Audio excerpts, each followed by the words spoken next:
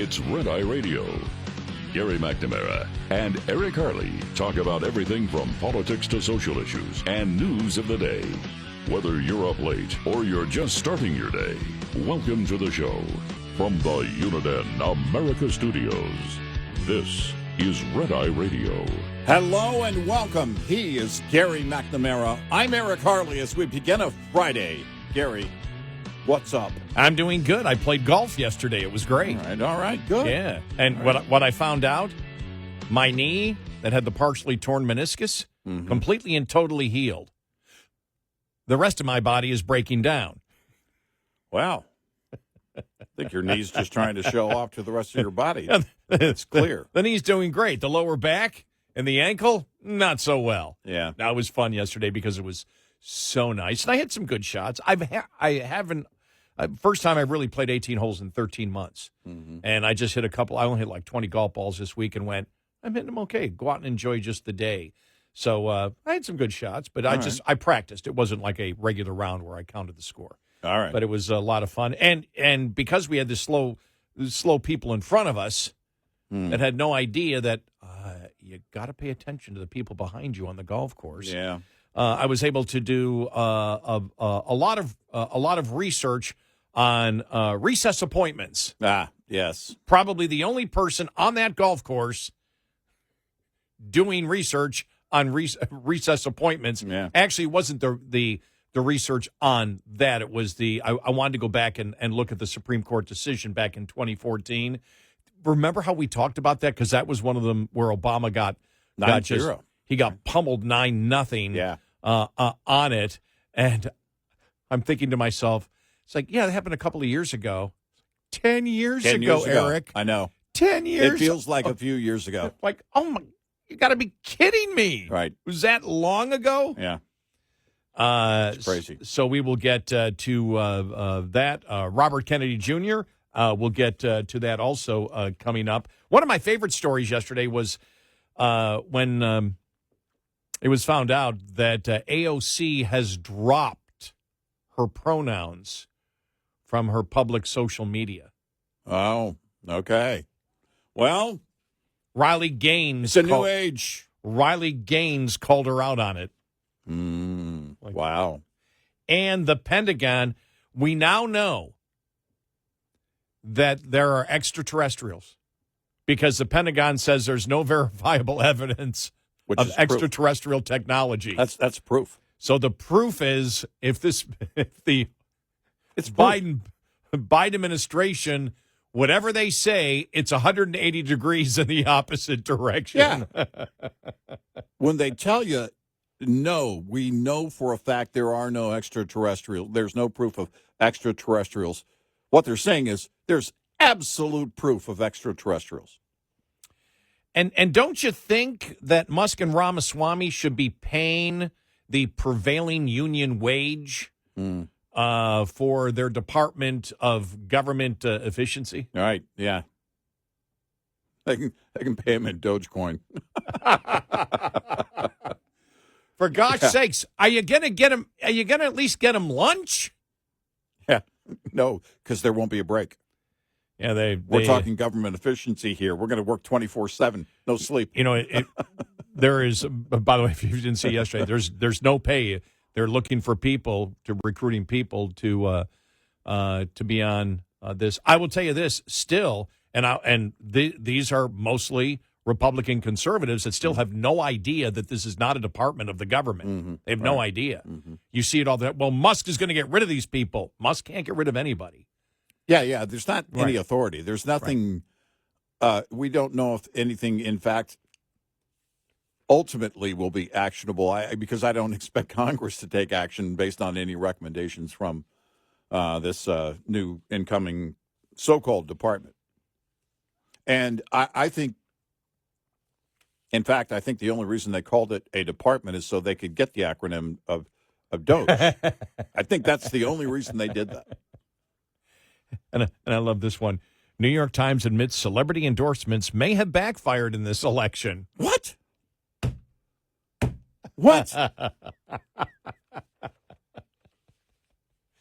You didn't figure that out? I can't wait to if one day I run into Geraldo Rivera on the street and then just pretend like I don't know who he is. What? What did he say? Who are you? What did he do yesterday? He did something. Well, yeah, he posted, he basically couldn't believe that people were voting on the issues and their own self-interest. No. That was. After that. We did that last night. There was something. There was another story that came up yesterday. Was it about his mustache? It might have been about his mustache. Did his mustache make a statement?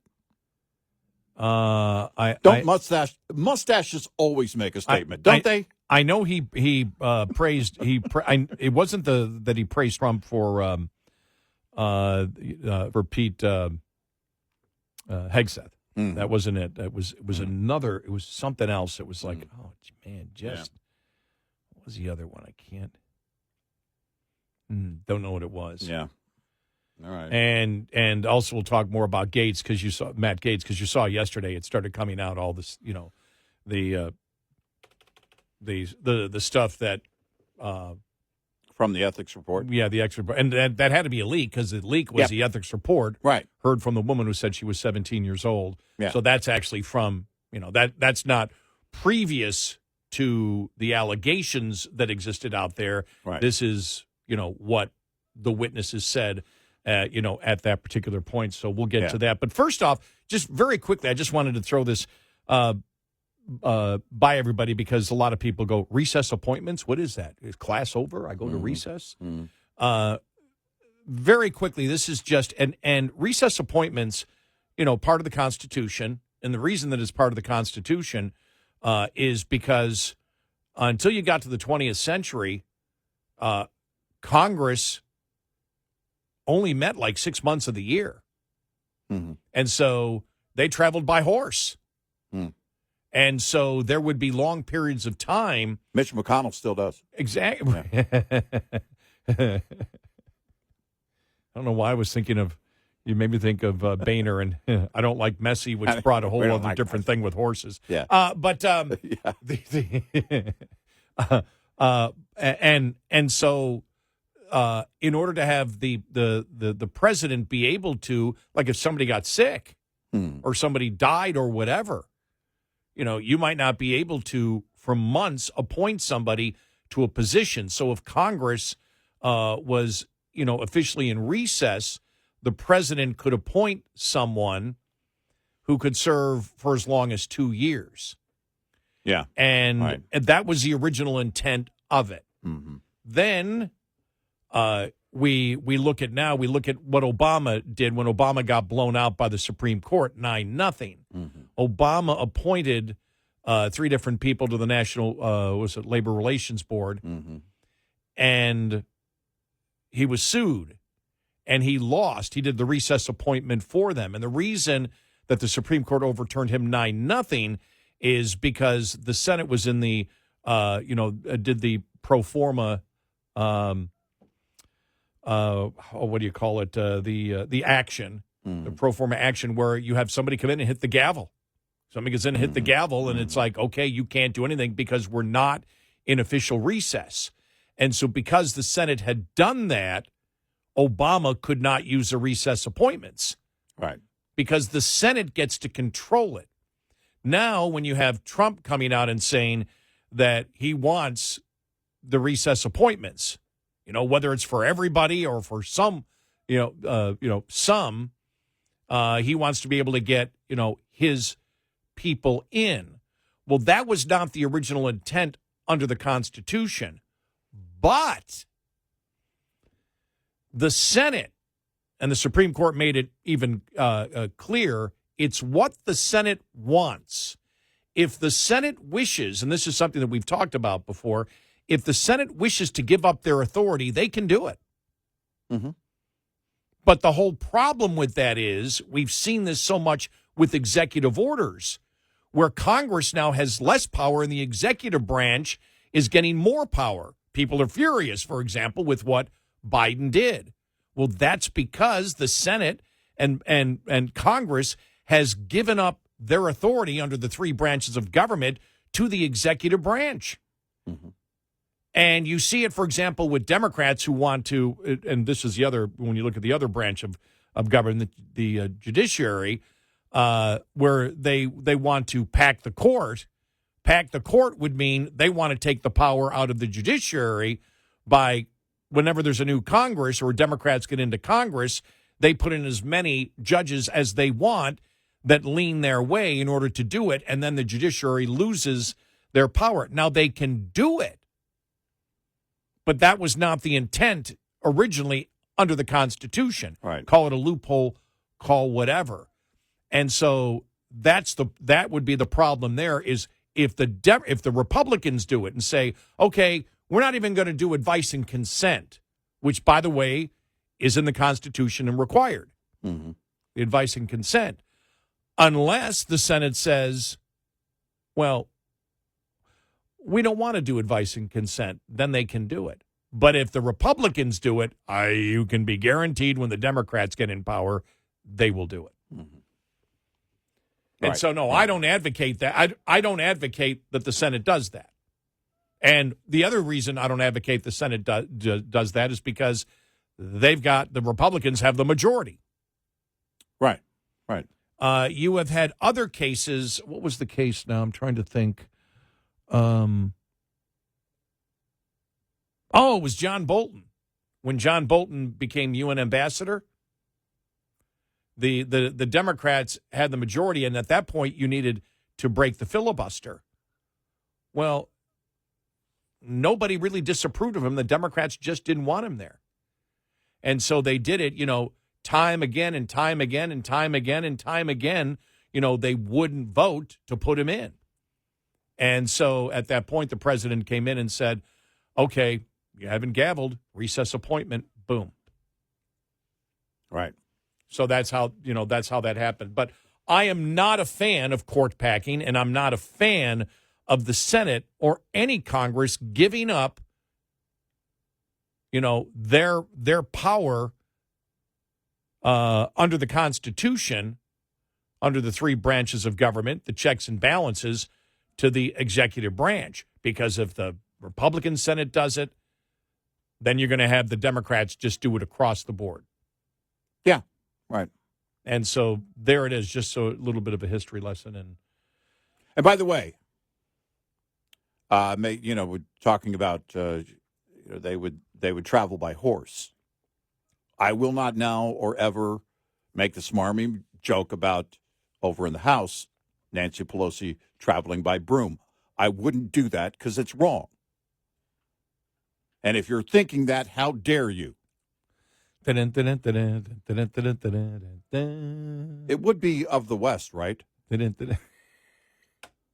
She'd be the one of the West. Hi, I'm Glinda the Good Witch. Yeah. Does that make... I guess... who would be the one of the... Oh, Elizabeth Warren. Never mind. So that's the entire thing, just so if people want to know, how, what recess appointments and what it's about, and originally what it was supposed to be under the Constitution. But as the Supreme Court made it clear in the 9-0 vote during Obama, the Senate gets to do what they want to do. Right. Because we give deference, the Supreme Court's like, well, we're not going to tell the Senate what to do. If the Senate wishes to give up their authority, or they wish to hit gavel and say there is no recess, they can do whatever they want. They have the ability to do whatever they want. It doesn't mean that they should and give up advice and consent, which is in the Constitution. Right. There are a lot of things in the Constitution that aren't mandated but are highly suggested, which is, advice and consent.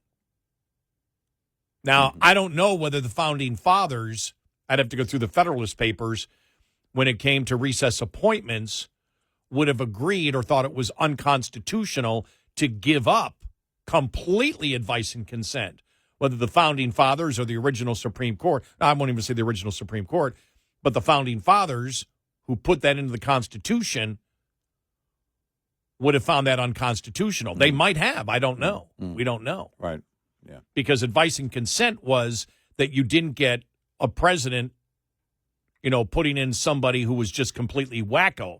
It wasn't about the politics that they agree with him or not.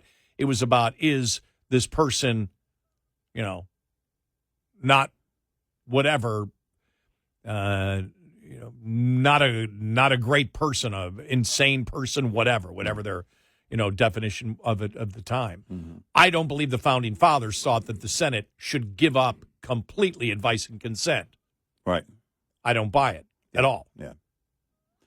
Otherwise, there's no reason to put that in the Constitution. Well, and again, if you're looking down the road and you start that practice, and then it's going to be the practice. Yeah. And it's never ending. Right. 866-90-RED-EYE. This report is brought to you by Shell Rotella. With advanced synthetic technology, is designed to help keep your rig running with more mileage and less maintenance. Cold temperatures and water can lead to only one outcome, and ice has no place in a truck's air system. That's why it's crucial to keep your air system moisture-free as the temperatures begin to drop. One of the simplest and most cost-effective ways to keep moisture out of your air system is to change your air dryer desiccate cartridge. This should be changed as recommended by the manufacturer or annually as part of your preventive maintenance routine and preparation for winter. Make sure your air system is in top condition before plunging temperatures put it to the test. Lines open for your calls. 866-90-RED-EYE on Red Eye Radio.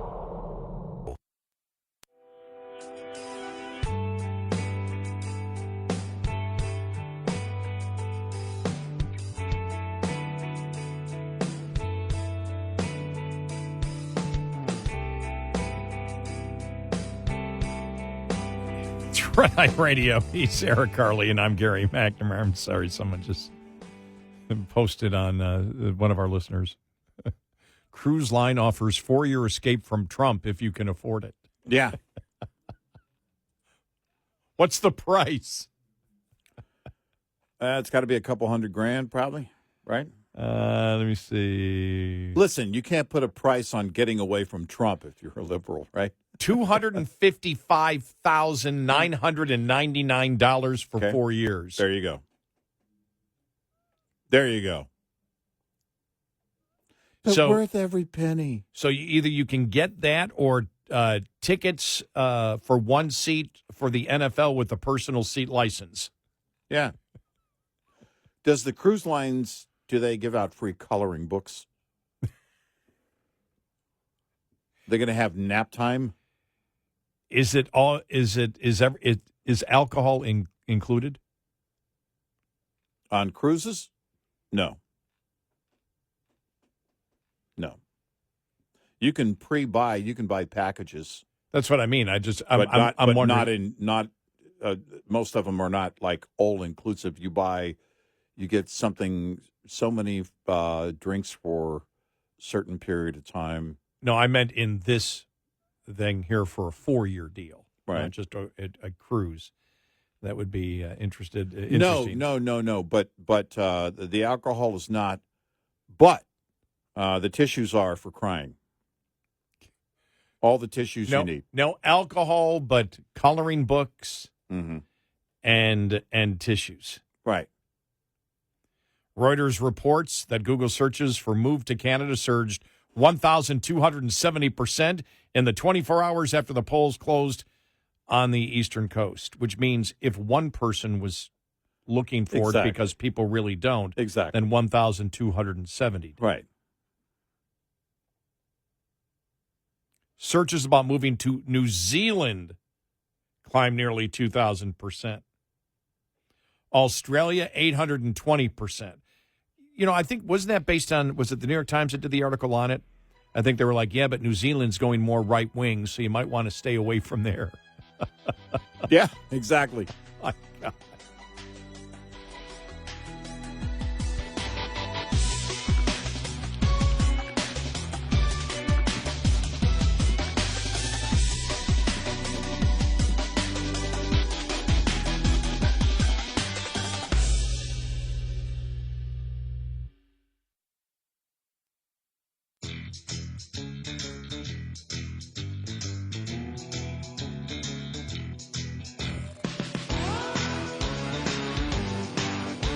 You're listening to Red Eye Radio from the Uniden America Studios.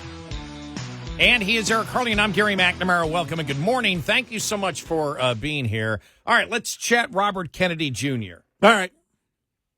No. All right, I'm done. Yeah. I don't think it's going to happen in the confirmation process. I don't see the votes coming together. I just don't. It's it's problematic for different reasons than Matt Gaetz, but yet still problematic. Well, one of the things that you and I talked about before, that if we had a fear of a second Trump administration, it would be that he would move further to the left. Mm-hmm. Appointing Kennedy to HHS, which is the biggest department, by the way, right, in the government, right, because it handles Medicaid and Medicare. Mm-hmm. Remember, he is an avowed supporter of a national health care system. Right. Until his campaign told him back off, he is for abortion till birth. All these things are controlled by HHS. Mm-hmm.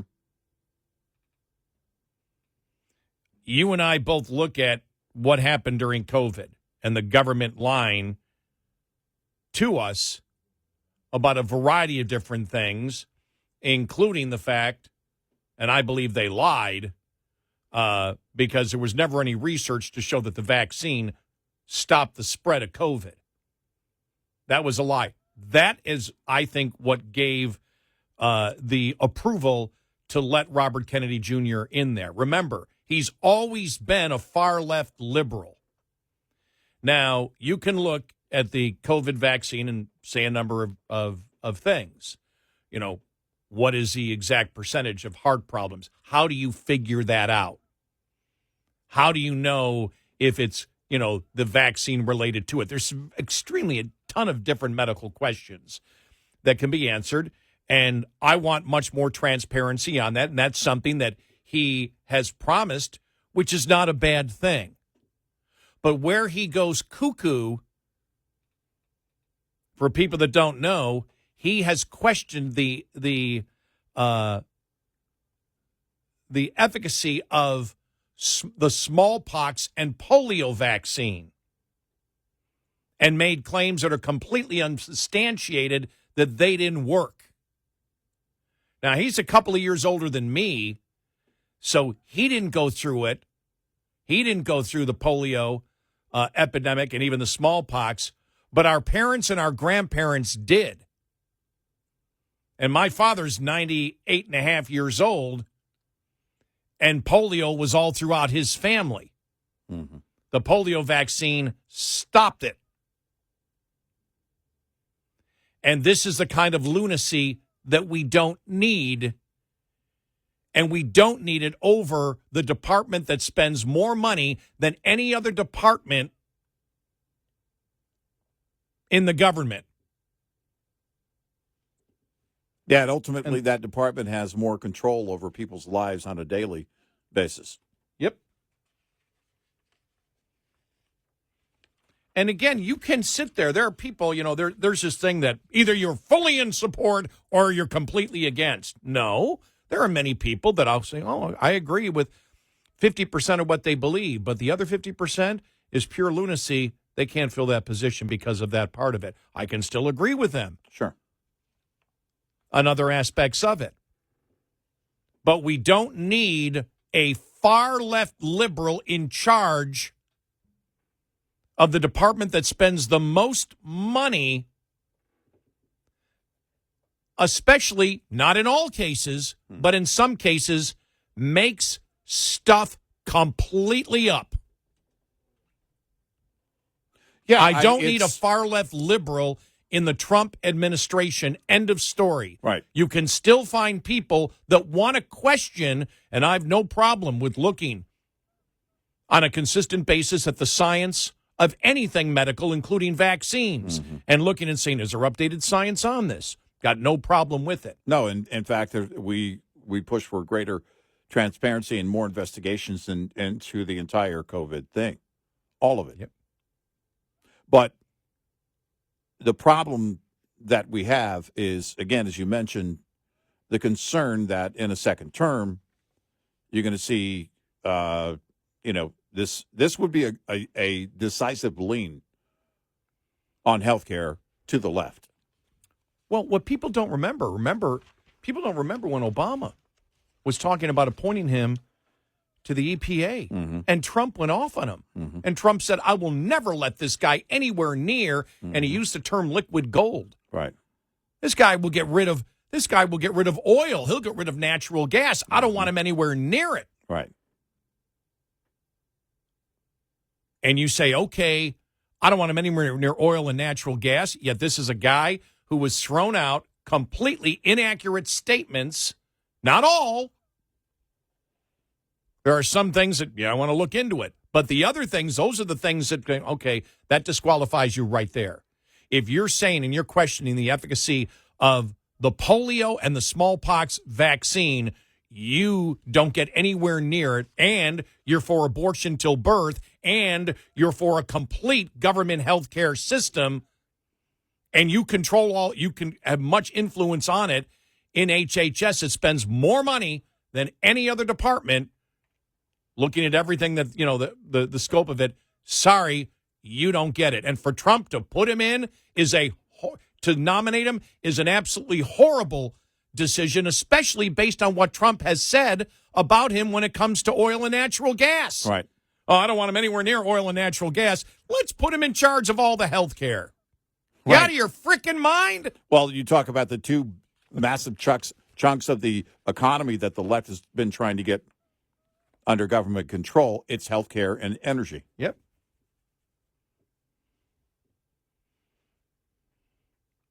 Oh, by the way, we told you, why we want Trump because of the war, the lawfare and the weaponization of government. And we said, be prepared that some of the things that he did, that he does, we will come down on him when he is wrong. Well, absolutely wrong for the Robert Kennedy decision. Absolutely 100% wrong. The guy is a far-left, wacko liberal. No.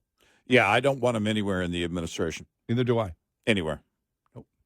And we've said this, by the way, from the very beginning. We've said we're not a fan of. Well, somebody wrote a Kennedy. thread a few weeks ago before the election saying there was pushback inside every time Trump on the campaign trail mentioned putting him in RFK Jr. in the administration. And I wonder, okay, was that from Susie Wiles? Who was that pushback from, if it's true? That within there was a disagreement as to what his role would be or should be. I don't think he gets through the confirmation process. Yeah, Then again, you have to allow for the Democrats thinking, well, if we could have him in a Republican administration come in and expand health care, then expand government health care. Yep. We can let all the other, wacko stuff, fall aside, and you get enough Democrats on board, even if you lose some Republicans. Mm-hmm. That's why he could get in. Mm-hmm. Unless he's just unacceptable because he's a former Democrat that has. Well, that you helped has Trump get elected, the and so right. you're evil. There's that, right? And it depends on where they are. But we've never been fans of Robert Kennedy Jr. Nope. No. Why? Because he's a far left liberal, just like his family, except for JFK way back when. Well, keep in mind they were having conversations with the Kamala Harris campaign too. Yeah. So we don't, that says it all for me. You're an opportunist. I know what that is. And I know where you stand on the issues. And no is no. Not going to change. His own campaign had told him back off. Stop talking about, abortion till birth. Stop it. Stop it. Stop it. Understand how radical he is. Mm-hmm. Major mistake. Yeah, by Trump. Major. That combined with the Gaetz thing, I mean, those really are the stories now. Both of those are the stories. when the RFK Jr. thing broke yesterday, it added to the Gaetz fire. And the choices, and, the thing is that you're going to have the left or anti-Trumper, never Trumper. You saw Conway, issuing his concern, which is, all right, we understand where he's coming from. Conway, who? Yeah, George Conway. Oh. And those things I can compartmentalize. But let's look at it from a true conservative point of view. He's not a conservative. Right. And I don't want a liberal in charge of Health and Human Services. No. Nope. Absolutely not. Not someone who believes in a nationalized government healthcare system, abortion till birth, questioning the efficacy of the smallpox and polio vaccine, where if there's, you can look at other vaccines and say, because vaccines are different all the way across the board. You have to go through every one. Right. But to question that is pure lunacy. Right. And I don't want him having any authority or influence on any of those matters. No. Not on Medicaid and Medicare, I don't. Absolutely not. The questions came in on, the during the campaign, well, where is he a fit? And, and a lot of people were saying, well, okay, probably just an advisory role. I didn't think he would just accept an advisory role. He wanted an appointment. He wanted to be nominated. And this right here was his golden ring. Mm-hmm. This is what he was reaching for. Well, this is where we get back, though, to where we've disagreed with Trump in the past. Remember, in 2016, when he was campaigning, when he said, well, maybe we need to consider a Medicare for all type of plan. I think it was on, and I think it was, he appeared on Letterman in early 2015. If it's still available out there on YouTube, talking about, maybe we need to take another look at single payer. Mm-hmm. Or he was saying a Medicare for all plan is what I think he was. Right. I know that was during the summer of 2016. Right. Which we said absolutely not. Right. And no. But remember then, too, in 2015 and 2016, we were getting calls from people who say, well, I'm conservative, I voted on the right, and maybe we need to revisit that. No. It's always been a bad idea. Yeah. Substandard care that would ultimately be rationed. The answer is no. No. Nope. And I'll never support that. Same here. So it's a no on Robert Kennedy Jr. Yeah. An absolute no. Yeah. Based strictly on... And it's where I've been from, the beginning. It's the ideas that we've always held dear. Yeah, right. Conservative, solid conservative The moment ideas. they made the agreement, they made that, and the fact that he talked about having conversations with the Harris campaign, that's all I need to know. Yeah. The answer is no. Yeah. Nope. It's almost as if it's a reward for supporting him. Yeah. And okay, you made it so I can win, or he might believe that. I don't know if he does or not. Right. But okay, you came across it.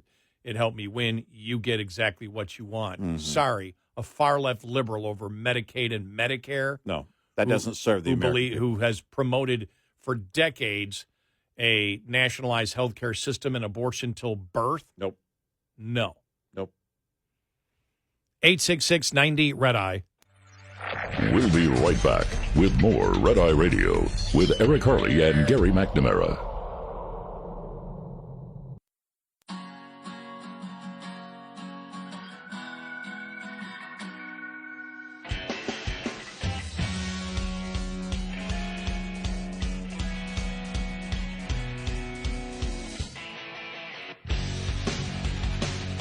It's Red Eye Radio. He's Eric Harley, and I'm Gary McNamara. Welcome and good morning. I love this article. Post-election Democrats freak out over inflation, expect higher interest rates. Democrats are suddenly much more worried about inflation, and many now expect interest rates to climb over the next 6 months, according to a survey by YouGov for The Economist. The survey taken between November 9th and the 12th found that 52% of Democrats believed inflation will be higher 6 months from now. 23% expect it will be the same. 9% said it will be lower. This marks a dramatic swing from their pre-election evaluations. Of course. Yeah. Now let's build the fear under, the incoming administration as Trump becomes president again. Oh, no, inflation! Which didn't exist under Biden at all. Yeah.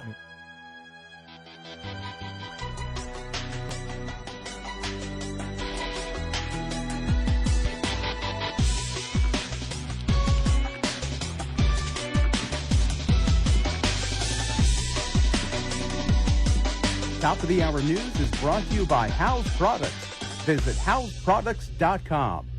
This is Red Eye Radio on Westwood One.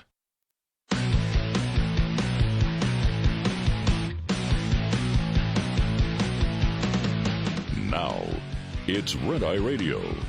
Gary McNamara and Eric Harley talk about everything from politics to social issues and news of the day. Whether you're up late or you're just starting your day, welcome to the show.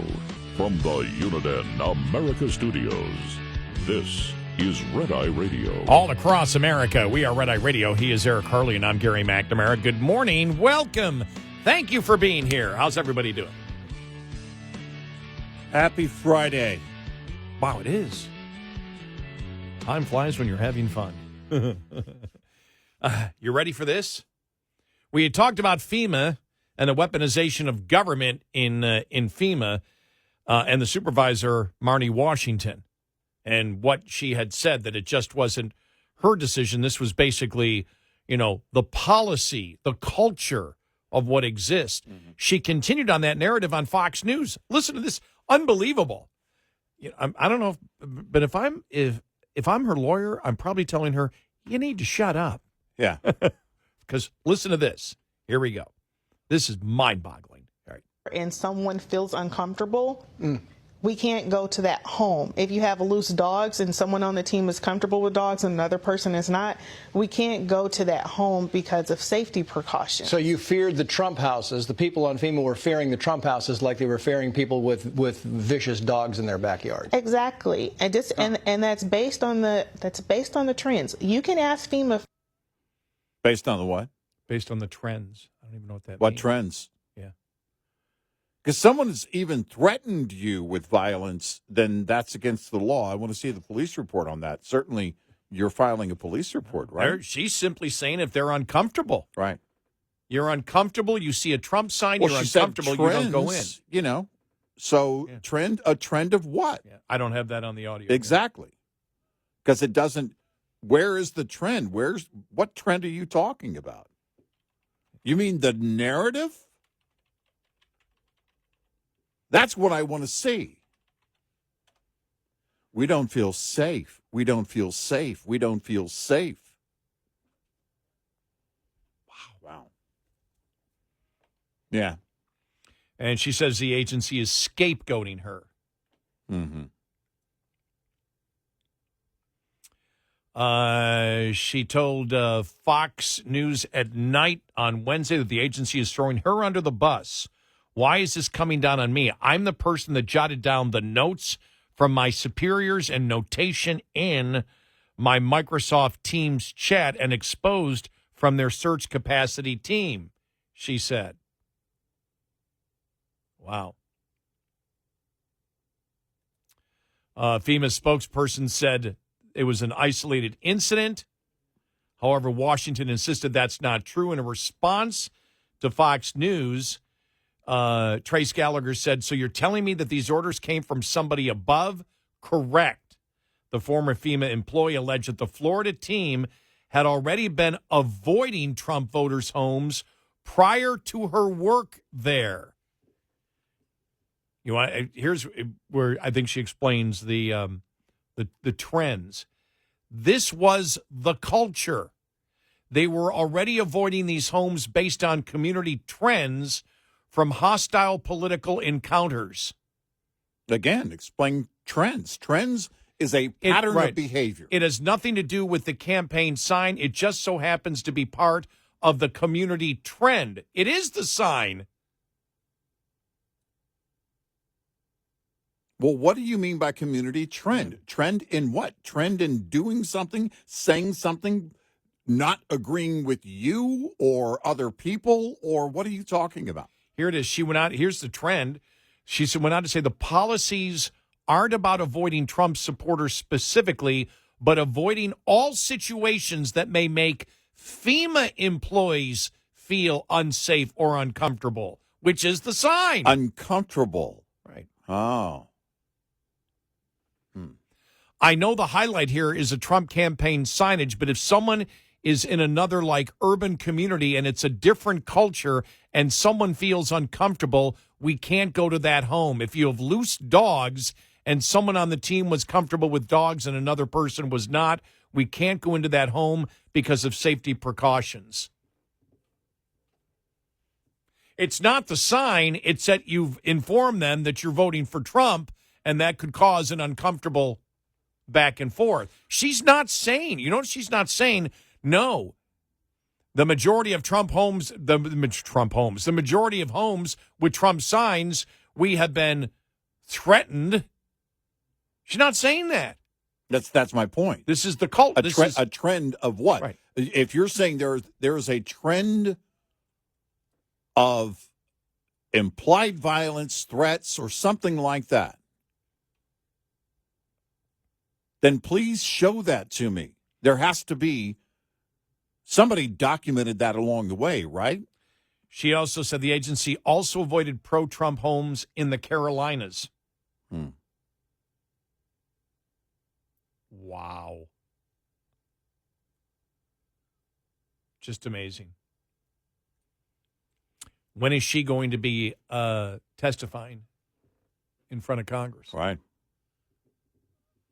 No, there has to be a full-on investigation here.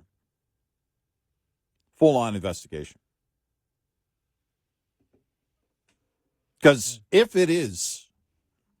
what she's saying is true, look, she's appearing in the media.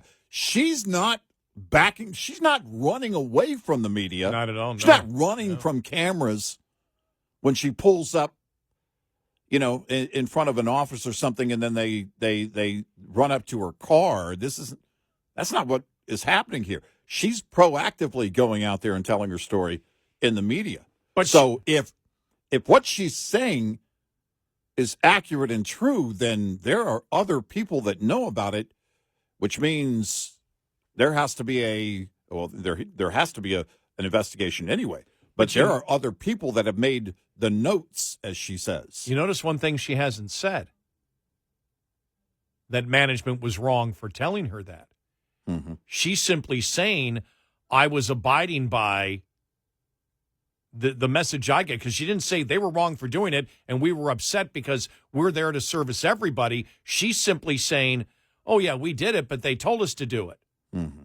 She's not saying it was wrong. First thing I would say is, I knew it was wrong, and I told them it was wrong to even suggest something like that. Mm-hmm. She's not saying that. I didn't agree with it, which is why I left. Right. Well, she didn't leave. No, I mean, that's what I'd be saying, because I would have left. Right. And at that point, you look at it and say, no, because she's acting as if this is policy and it's normal. Right. Like, well, we all know it. This is, you and I talked about the culture. And the culture is, this is where, now, she's claiming it's a conspiracy. Yeah. But the culture is why she didn't tell them, no, this is wrong. Right. Because she agreed with it. Right. And she can say everything she wants. And, you saw she said, I didn't vote in the election. Doesn't matter. It doesn't Voting matter. in the election doesn't matter. Doesn't matter. What matters is you didn't say this is wrong. We can't do this. It's whether or not FEMA is serving the people. Right. This doesn't sound like equity to me. I did see that. Remember, the New York Times fact check said, because Trump said, hey, we've been hearing this. That's false. It's false. And I haven't seen, and you saw it all over social media. Yeah. New York Times has not yet corrected their fact check on this. Right. And now she's saying this wasn't an isolated incident. It didn't just happen in Florida. It's just not her group of workers who she was over. This is happening all over the place, and it happened in the Carolinas, too. Mm-hmm, mm-hmm. Wow. Yeah. Widespread investigation. And this is all part of the weaponization of government. And by the way, anybody who threatens a FEMA worker, if it rises to the point of a true threat and it's law breaking, then they should have to face the consequences. FEMA sounds like they pick and choose who they want to help. That's the takeaway here. That's the image you have in your mind from this story. Again, if accurate and true, if you put any weight into what she's saying. And then the way she's like, oh, yeah, it's the same thing as having dangerous dogs, a Trump sign. It's the same thing, you know? Yeah, no, it's not. Yeah. But I love how she said, it's not the Trump sign, it's the culture behind it, is right. what she's exactly. saying. No, she said, I think in a previous interview, she said, even if they don't have a Trump sign in the yard. Well, okay, well, then what are you going by in that case? I don't know, an American flag hanging out front? What does that mean? Tell me some examples of you avoiding a home because you didn't feel comfortable, you didn't feel safe. That doesn't include a Trump sign. We know the Trump sign thing. Oh, we get Trump derangement syndrome all day. We understand that. It shouldn't apply to FEMA. Well, this is the thing, too. If she's saying this, as somebody pointed out, she hasn't released the name of her superiors who fired her, who directed her to do this. Mm-hmm. Right. If you're going to be a whistleblower, then let's have it. Let's have it. Well, the Daily Wire got the story from other employees who told them. Mm-hmm. So the employees have ratted her out. Mm-hmm. Well, like I said, you know, there are other people that know the truth. Because if this is the policy, if this is the guidance they were given at FEMA, then it's not just one person. And here's the thing. We all know that if we're FEMA, if we were working for FEMA, and our job is to provide aid, and we're going house to house, you and I both know that we wouldn't even think twice if you're in a hurricane area and it said Harris Walls. No. It would never even enter our mind, ever. Nope. It's at that point, we're FEMA, you're Americans. Yep. We're here to help you. We're not political. We don't care. Right. There's no way. And I wouldn't, if it's true that they were given guidance to avoid that, yeah, I wouldn't stay. I'd be gone. There's no job worth that kind of behavior. Yeah, this is the rot. Yep. Inside. Yep. And I like I said, how do you get rid of it all? And you know, when you look at even the Gaetz nomination, mm-hmm. it's based on the fact that, and I saw somebody wrote this the other day. It's not that we want Gaetz to lead the Department of Justice. We want him to tear it down. Mm-hmm. Right. And you may look at that and you may go, well, that's horrible. But what do you do in this case? You've got to tear down the rot. I'm not saying that Gaetz is going to get through and going to be the person to do that. But anybody that you hire in a Trump administration, that has to be their goal. It has to be number one because nothing else gets done if you don't get the rot in the DOJ weeded out. Right. then nothing else gets done. You have to set a new tone that this is not acceptable.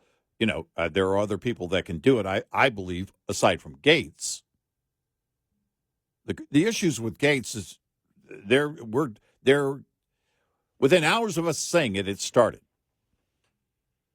The story about the woman who says she had sex with him when she was 17. Right. And she testified to the right. And so if you're talking about, this, the ethics committee thing was always going to get out once he was nominated. There will likely be more leaks. Right. This is going to be how it plays out. It's essentially going to be the trial of Matt Gaetz. And that's, the way it's going to happen. I don't know what he's guilty of and not guilty of. I can't tell you. But I can tell you this will be the process because it's exactly what the liberals want to happen. They want to make this the story, RFK Jr. the story. And there has to be an effective, there has to be a plan that has to get straight to what's going on right now in government agencies. The problem I have with RFK Jr., the abortion thing is massive with me. But aside from that, then having the authority of expanding the role of Health and Human Services like a liberal would do, well, that scares the hell out of me. The answer is no. That department, again, has, you can argue, more control over people's daily lives on the federal level. I don't want to hand that to a liberal. 866-90-RED-EYE. Brought to you by FPPF, Fuel Power Max. Surviving and thriving as an owner-operator has just as much to do with managing costs as it does with generating revenue. Understanding basic principles of operating costs can save you thousands of dollars a year. Costs are not the same each month. If 9,600 miles are driven one month and 10,000 miles the next, two different sets of costs apply for each month. For example, if your tractor payment is $1,850 per month and you drive 9,600 miles in the month, your tractor payment is costing you 19.3 cents per mile. Drive 10,000 miles, though, and that same payment will cost you 18.5 cents per mile. This is one of your major fixed costs while paying off a truck loan. The difference in this example is only a fraction of a cent, which may seem like small change, but it ultimately amounts to $960 more annually on the bottom line. Because though fixed costs do not go down over time, you can reduce your cost per mile with more paid miles. Owner-Operator Business 101 is provided by Overdrive's Partners in Business program. Go to overdriveonline.com to the Partners in Business section of the website for more details on this and many other topics. Brought to you by Shell Rotella, with advanced synthetic technology is designed to help keep your rig running with more mileage and less maintenance. Get in touch with Red Eye Radio, toll free at 866-90-RED-EYE.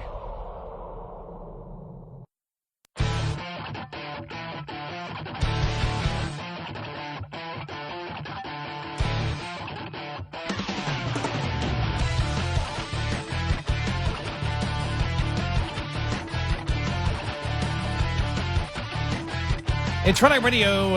He's Eric Harley, and I'm Gary McNamara. So let me see here. For 4 years, I was just thinking about the cruise line that's offering 4 years to get away from the Trump administration for $256,000 for 4 years. Yeah. I mean, that includes food. I'm certain. Yeah, food is and everything included. else. That's it's. Could you imagine? I couldn't live on a cruise ship. Yeah, I don't. For 4 years, no. You see those people that are retiring, and they there's like packages where you can live for 10 years. Yeah, and they go, it's great living on a cruise ship. I couldn't imagine living on a cruise ship. No. Whenever I've been to Hawaii, and I've only been there for work, believe it or not. Mm-hmm. It's like being on an island. So I can go what? You can go 40 miles. I'm going to get sick of this really quick. Yeah, I would feel a bit isolated. That I could probably handle longer. I've been on a cruise for, I don't know, what are we, 5 days, I think. 5 days, 4 nights, something like that. A couple of times. That's about my limit. Yeah, I've never been on a cruise. Yeah. Never been. Yeah. It's a fun way to travel. Wouldn't want to live there. Yeah, I just have never had any interest. I don't know why. Yeah. Yeah, it's great being on the ocean. Great being on the ocean. Apparently, you can't fish off the side. That's frowned upon. Did you try that? No. Oh, okay. No. I wanted to.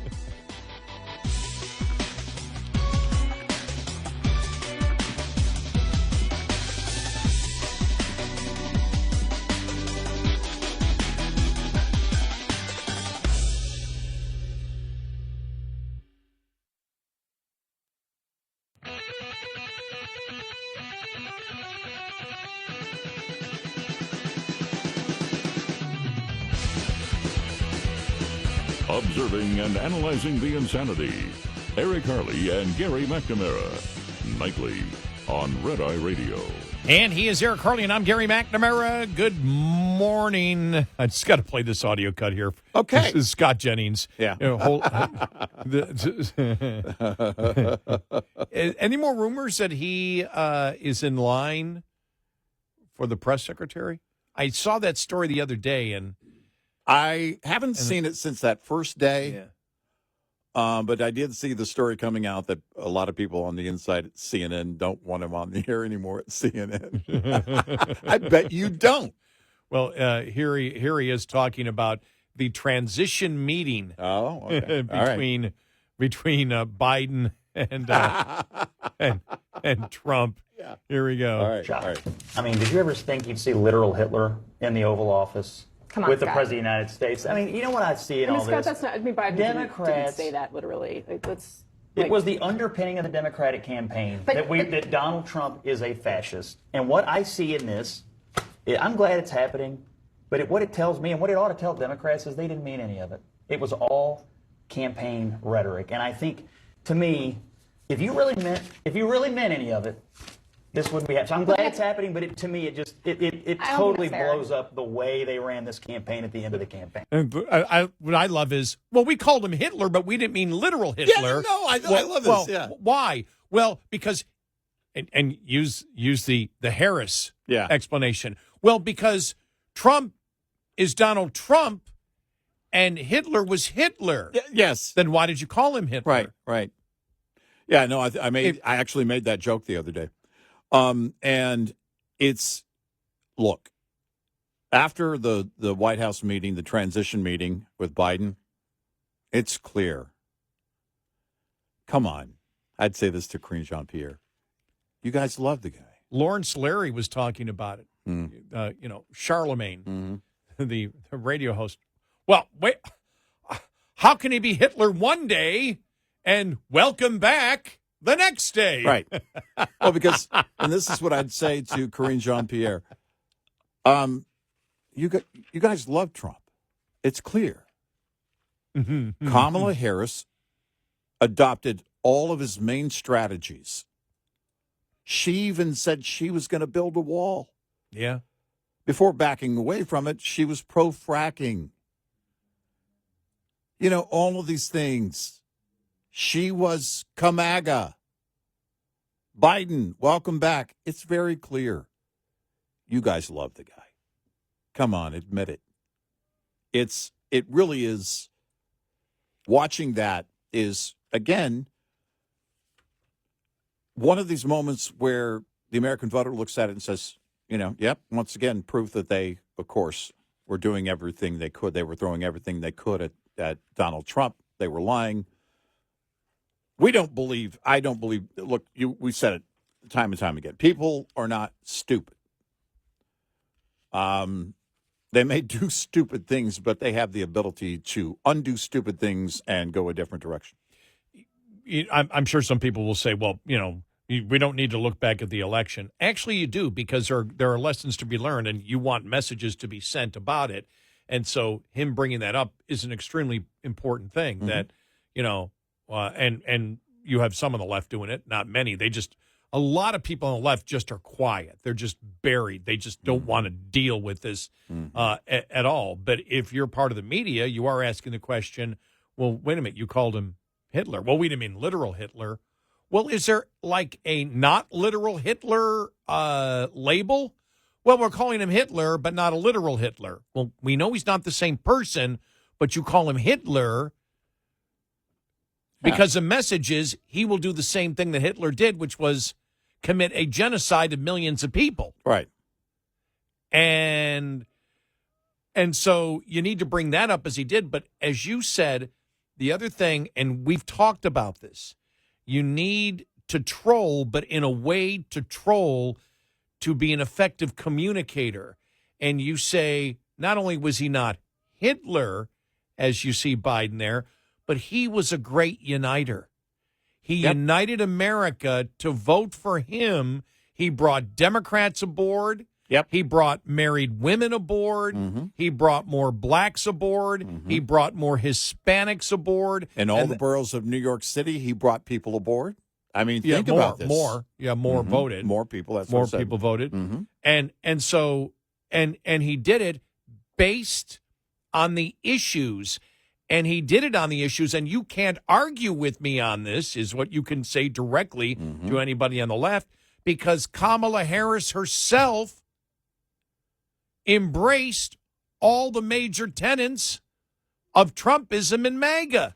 You guys are on board. Come on, admit it. AOC has done away with her pronouns. It's a new day. Thanks to Donald Trump. Oh, I gotta find that story. Oh, that was just the most beautiful. Go ahead. But here's the thing. Look, we've always said liberals should own it. We said that for years, and then they really started owning it. What I don't want is them going back and talking one way and then acting, through indoctrination of children and everything else another way. So you got to own it. Look. If your intent is to keep those pronouns, keep those pronouns. But the fact is that everybody sees it as the ruse that it is. What the left was willing to do. Calling him Hitler is one thing. Hillary Clinton. That's amateur games compared to what Hillary did.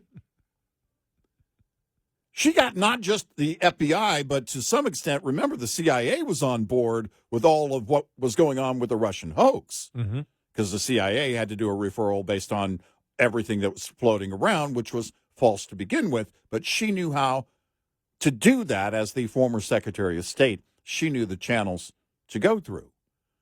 So this amateur game of calling him names, you guys are children. She's a pro. This is what people are, by the way, those are the extremely dangerous things because it leads to or builds along the way with it that same culture inside the DOJ or in levels of government where regular, everyday Americans who aren't the president or the nominee or a former president are targeted. And it's exactly what we talk about when we talk about the real drive for us to support Donald Trump. That was job number one and should be job number one for them coming in to weed all of that out and set a new tone. But it's very much alive. The American people are opening their eyes and pointing this out, as Scott Jennings does, and we do from time to time, pretty much every day. The idea is to keep that message out there to demonstrate clearly what they have done. We're not making this up. They're doing it openly. The side that promotes their anti-Semitism proudly is calling the other side Hitler. Yeah. The part that supports the part of the Democratic Party that supports Hamas, Yes. whose goal is to eradicate Israel, Mm-hmm. is the one calling other people Hitler. Hitler. That's the reality that many Americans woke up and saw. That's a big part of it. And then, when they say stupid things like, well, they were literally, we didn't, not literally. You know what you did. Well, then I would have actually delved into it if I was. Well, then, if it's it figuratively, what does that mean when you don't? You're saying you didn't literally. Why even use Hitler's name? What would be the association? Right. What's the association with it? I mean, you need to drag it out of the. Exactly. You need to make them define. Yes. And that's one of the and things. defend their positions. The left doesn't have to define things anymore. Right, They right. just say them. Right. We said it the other day. With transphobic. What the hell does that even mean? Right. What does it mean? We actually went to the Oxford Dictionary, and we went, well, that doesn't fit how they're using it. Well, in Karine Jean-Pierre the other day, after the transition meeting, oh no, the President Biden still believes that Trump is a threat to democracy. Karine, they're planning a sleepover at Camp David. Yes. As you said, they did a slow dance together. They're slow dancing right now in the Oval Office. Peaches and Herb reunited on the Bluetooth. Come on. It's over. Give it up. Call a lid until January 20th. It's okay. You can do that and no one will blink. Everybody in the White House office needs to call a lid and then do a lid. Do a lid. Go smoke a lid. Has anybody used that I term in a don't while? know. Does anybody know what a lid is? It's Our production staff does, but that's probably it. I know it's some measure of pot, right? Right. Yeah. I don't know. Yeah, as if we don't know. It's I don't know what I don't know what. Right. I believe it. Are you saying that I'm lying? No, I said I believe it. Oh, okay. What is a measure? I'm going to put that in. I'm going to check it out. What is the measure? How much is a lid of weed? Of a lid. Yeah, let's of violate weed. some company policy on our computers. Let's do that right now. Come on. Were you guys shopping for weed? No. I haven't. Yeah. We shop for weed during the commercial breaks. You ready for this? All right. What is lid from ganjapreneur.com? It's actually a website. I'm not making it up. Okay. Ganjapreneur. It's like okay. What does a lid mean? All right. Common terminology used. Yeah. Now this dates us. Yeah. Common terminology used in the United States during the 60s and 70s to describe approximately an ounce of cannabis. All right. Yeah. Okay. What's the full ounce? By the way, it looks light. Huh? Where the origin of this term varies, many agree that it comes from the specific style of coffee cans used during the 1960s, the lids of which peeled off like sardine tins. Wait a minute. Say that again. It has what to do with coffee lids? The specific style of coffee cans used during the 1960s, the lids of which peeled off like sardine tins. So the cans were used to hold the weed? I don't know. They didn't say that. Okay. All right. Yeah. All right. I didn't know that. Okay. A lid is 7.14 grams. That tells me nothing. I'm an American. That's from I don't talk grams. 1914. Pounds and ounces. Come on. So there's quite a number of articles on it. Exactly. Ganjapreneur.com. Well, apparently right. we have non-high people that are really interested in defining what a lid is. Or maybe they are high. I don't know. Could be. Maybe that's all you have to do. But yeah, I mean, blog. But I think I think that was so critically. As much as we've had fun with the Biden, Trump bromance, it was really important because when Karine Jean-Pierre said no, he still believes he's a threat to democracy. Biden, big smile. Hey, welcome back. Now, nobody buys it, right? And that's and as you pointed out, nobody's seen those chiclets since the debate with Paul Ryan. Right.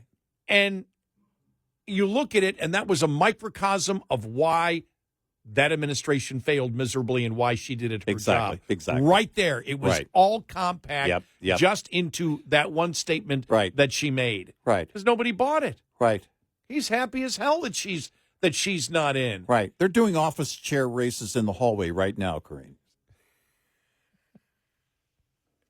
I mean, is that where you have you've got the chair? The chair's got to turn, right? Yeah. And then you put your feet down and you're going backwards. Yeah. Okay. Exactly. Or you can't have somebody push you. So, yeah. Oh, you can? Yeah. Isn't that cheating? Nope. Okay. It's strategy.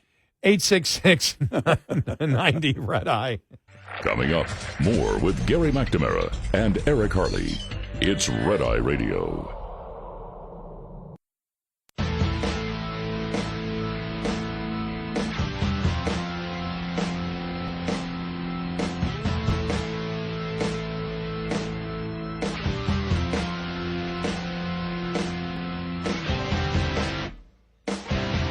It's Red Eye Radio. He's Eric Harley, and I'm Gary McNamara. Coming up following the top of the hour. Yeah. I don't even know where I am.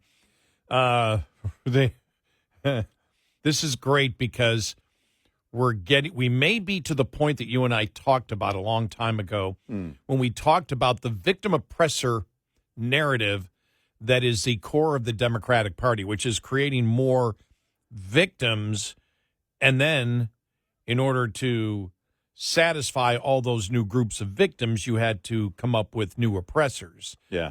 And I remember we had said back in 2018, 2019, someday AOC will become an oppressor. We may be at that point, as she now has been caught taking pronouns out of her ex bio. Oh, man. We'll get to that. Plus, you want to work for Elon Musk and Vivek Ramaswamy? Yeah. In the Department of Government Efficiency? Yeah. We'll tell you how. Okay.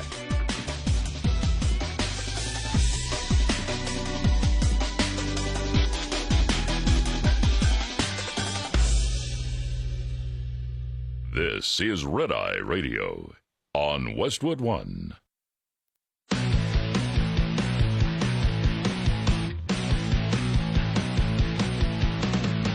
Now, it's Red Eye Radio. Gary McNamara and Eric Harley talk about everything from politics to social issues and news of the day. Whether you're up late or you're just starting your day, welcome to the show. From the Uniden America Studios, this is Red Eye Radio. All across America and around the world, we are Red Eye Radio. He is Eric Harley, and I'm Gary McNamara. I mean, guys, listen up here. This is just extremely depressing. Okay. Right. And I don't know. Stop what you're doing unless you're driving. All right. Because the depression you may feel when you hear this story, you're going to be unconsolable. Okay. You really will. Okay. We're not going to be able to console you on this. Is this. it unconsolable or inconsolable? You won't be consolable. Deconsolable? Deconsolable. Anti-consolable? Don't get caught up in the words here with this depression coming up here. We'll leave that to the feel wordsmiths in a moment. Yeah, all right. Whoopi Goldberg. Here we go. I got the audio here. What? Oh, Whoopi Goldberg has announced that she is joining the women in their sex strike because Trump was elected. This. We all came from I dare. Yeah, you didn't get here by yourself, man. You can't do this without us. Yeah. And if we don't let you, you don't get any. It's that simple. It's that simple. This. Well, all right. I will say it again. What? As many times as I've said this before. Yeah. The View gives the absolute incorrect stereotype that women are emotional, blabbering idiots. Yeah. And she is the perfect example. She actually thinks she has a point. She's out there. Well, you heard the applause. I heard applause, right? Yeah. I mean, that's right. Yeah. She's not going to give you, Whoopi's not going to give you sex either. Yay! That wasn't women clapping. That was all the men in the audience clapping. Breaking news. Also, all the standby lawyers at The View are taking shots of tequila as she says it. Yes! Woo! Another Trump victory. You're welcome. The biggest Trump victory. That's the biggest Trump victory. Whoopi is now joining the sex strike. Won't be having sex with men. What about some of the men that voted for her? For Kamala? Well, haven't heard that. No, isn't it's that inclusive. who they would be with? No, it's inclusive. How many Trump supporters is Whoopi sleeping with?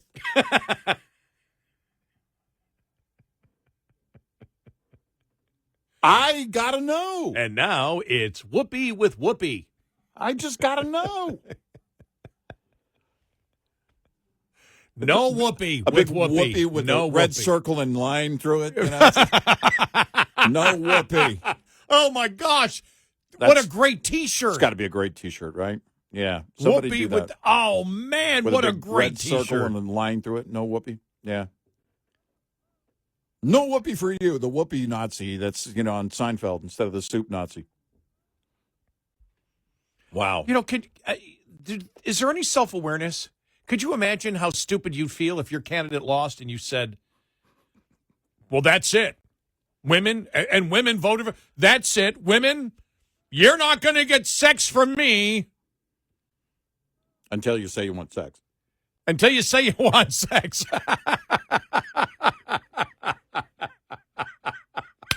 And that's where I draw the line. That's enough. Until you want sex. Until you say you want sex. I mean, it's so... How stupid you'd feel saying something. They don't. They're like proud, like, okay, now we've got you. We're going to withhold sex. That's okay. There's a big ball game on this weekend. Yeah. Buffalo's playing Kansas City. Oh, yeah, there you go. It'll be a huge ball game. Everybody's talking about it. Right, yeah. You know? Did you say that Buffalo is... What was the deal? What changed in the now Kansas City is the underdog? What were you saying about that? Yeah, I saw when I first saw the point spread last Sunday, Kansas City was favored by 1.5. And last I checked, now it's Buffalo, and I'm like, why? I just don't. It's not. This isn't about my being a Bills fan. It's. I don't know what changed. Could certain members of the Kansas City Chiefs be upset about the Trump win? Maybe that's what changed. And that's what they're changing the bets on. Taylor Swift is all upset, and it's ruined the morale of Kansas City. I'm just asking a question. Oh, did you? Oh, my gosh. Oh, this is great. She's playing in Toronto. Oh, okay. And so the rumor is she's going to be at because the Bills game is in Orchard Park, which is outside Buffalo. Yeah. And she did the thing that's like become trendy now in Canada, where you talk about the fact that you're on stolen land. Oh, okay. So she did it at the beginning of her show. The whole thing is, this land was, because of, was Indian land before this, and we're on here, and the basic general guilt trip that's throwing out, and it's the response to it was just the best thing ever. Oh. So you're saying it's wrong, you're on stolen land, and you're making millions of dollars. Tons of money on the stolen land. Yeah. I mean, it's beautiful. There's no self-awareness in these idiots' minds. Oh, I'm doing something. No, you're promoting the fact that you're making million tons of money on stolen land. Yep. She's a billionaire, by the way. That's the story. I forget about football with the Kansas City Chiefs right now. Forget about football. I want to know what's going on because, as you know, Mahomes' wife, from what we know, Trump fan. Yeah. I mean, the whole Trump thing. Right, yeah. And it's just like, That's interesting. Maybe that's maybe that's what it's all about. Maybe it's that tension. Could be. They're going to be like Could be. what was it, the Auburn basketball team? You heard that they had the Auburn college basketball team. They had to turn around the plane because the players were fighting on the plane. Wow. And on the same team. Yeah. It wasn't like Right, the right, opposition yeah. was like Right, the same. right. They're fighting on the plane. Yeah. Like, wow. Wow. I don't know. We can't be adults anymore. That's it. But I just I'm taking my whoopee and I'm going home.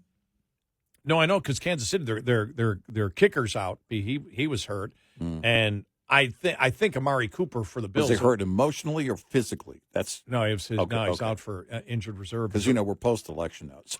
Yeah, that's he's injured physically. But I don't know who's on in Kansas City. I know that the number 1 and number 2 wide receivers were out last week for the Bills. And I don't know if Amari Cooper's back this week or not. He said he's going to be, but it isn't official yet. So I don't know why the point spread changed. I think you're right. I think if the point spread changed like that, because that's 4 points. That's a huge shift. Pretty good swing. Now, and I happened to see it last Sunday night, and I went, Kansas City's favored in Buffalo. Oh, and I figured, okay, they're 9-0. They haven't lost a game, and that's why. And by the time it got to it was yesterday. I just happened to see it, and it was like Bills are up 2.5. How'd that happen? Yeah, I think you're on it. Yeah, I think you're on that's. it. I think it's must total. be that. It's the total depression. Right. It's at Travis Kelce isn't going to show up. Right. Because he's because his girlfriend's so depressed. They're both coloring books, and you've got the coloring books out, and they're. Oh my! It's nap time. You just put that in. Here we are at Highmark Stadium in Orchard Park, New York, and there's the Kansas City Chiefs, and there's Travis Kelce. He's got him sitting on the bench with a coloring book. Yeah, or better yet, laying on his belly like kids do when they color sometimes on the floor, and does it look good, Taylor? Am I doing good? And Mahomes is Do you like it? And Mahomes is jumping up and down and he's like got his finger in his face, Yeah. Oh, that's the dissension going on there. That's what I'm going to hear from Dale Carter now, who great friend of the show, who is the is a public address announcer. At Arrowhead. I'm sure he'll have a comment on it for me if he's listening a lot of times. We got to get the scoop. Yeah. I'm glad you brought that up. The point spread thing. Well, I was thinking of players. You're like, no. Must be could be the whole thing going on with the big Trump win. Right. Post-election, the fallout. I'm waiting for that. It may have already happened. I didn't see it. If the liberal media. And if the this Bills. is what, because, we saw the Washington Post. We talked about it yesterday. The story of, how to basically, here's what you need to leave the country. And by the way, proof that liberals believe you need to be told everything. Because I saw that story, Washington Post recirculated. I know how to pack luggage. I know I need a passport. I know I'm probably going to need either a plane ticket or a canoe. I'm going to go plane ticket. I know how to leave this whole idea, a go bag. You'll need a go bag. You mean luggage? Go bag. In the event that Trump wins, get your go bag. But do not have a lid in the go bag. No lids in the go bag. You can get lids when you get there. Make sure you pack your tactical pants. Well, I was just thinking the post game interview with Josh Allen if the Bills win. Right. So what do you credit for this victory here? We'd like to thank Donald Trump. Exactly. He came through like never before for us. I love it. Oh, my gosh. Buffalo goes on to win the Super Bowl. Two of the greatest comebacks ever, right? Yeah. I mean, within 1 year's time. It's not a comeback. They've never been there. Well, that's true. There's that. Well, I mean, they've been to the Super Bowl. They've been to the Super Bowl. Won the Super Bowl. Yeah, they had tickets one time. But Cowboys have season tickets. Okay, so I have to believe it, with some people on the squad at the Chiefs, probably the morale is down a bit. Maybe. Did you see? I hope I'm wrong. Did you see? It was the coach of Oregon is the number one team in the country, the football team, Oregon, the Oregon Ducks, and so it's Eugene. You know, you're University of Oregon. I mean, you're talking about liberal times a billion. And they asked the coach, well, how is the basically? I'm totally paraphrasing here, but I'm in the vicinity of accuracy. I like that. Yeah. This movie is based on a true story in the vicinity of accuracy. It's somewhat accurate, kind of. No, but they were like, as a team, had any, discussions or the team mood on the election that was just held. Yeah, right. And the coach was just like, he goes, look, we don't get into that. They come here every day to get the job done. And I love the United States of America and very optimistic about the future. He goes, but we don't get involved in that. Next. Oh, my God. Well, no, but it really is now about, the fallout and the response and all of that. And again, you and I go back over the years, the night of election night 2008 and 2012. Look, we came in, we did what we do. Because in both of those cases, by the way, I really can't accurately say my guy lost because I can't consider John McCain, he wasn't one of my guys, and Mitt Romney the same thing. But I voted against Barack Obama. I didn't vote for Barack Obama, and it wasn't a victory, certainly for the GOP. But I'm not going to, I can't imagine being in a place like what we've seen from some of these liberals. Well, that's it. This is, can you imagine National Review? Here's what you need to leave the country. Here's a full list of things you'll need to leave the country. I don't know if anybody catches the humor in that as much as we seriously. do, from National Review right. and knowing what National Review writes about. Exactly. And saying, oh my gosh, could you imagine if they did that? Oh my gosh. What you need to how to prepare yourself for leaving the country. Here's a complete list. Oh my And it has to be a complete gosh, list. that is funny. Yeah. That is Don't get that crappy list from the New York Times. We have the complete list here at the Washington Post. A complete list. A go bag and tactical pants. By the way, stop the ads for tactical clothing. And bring your condoms. Exactly. Right. Or not. Women in Europe are still having sex with men. As far as we know. Not in the United States. As far as we know.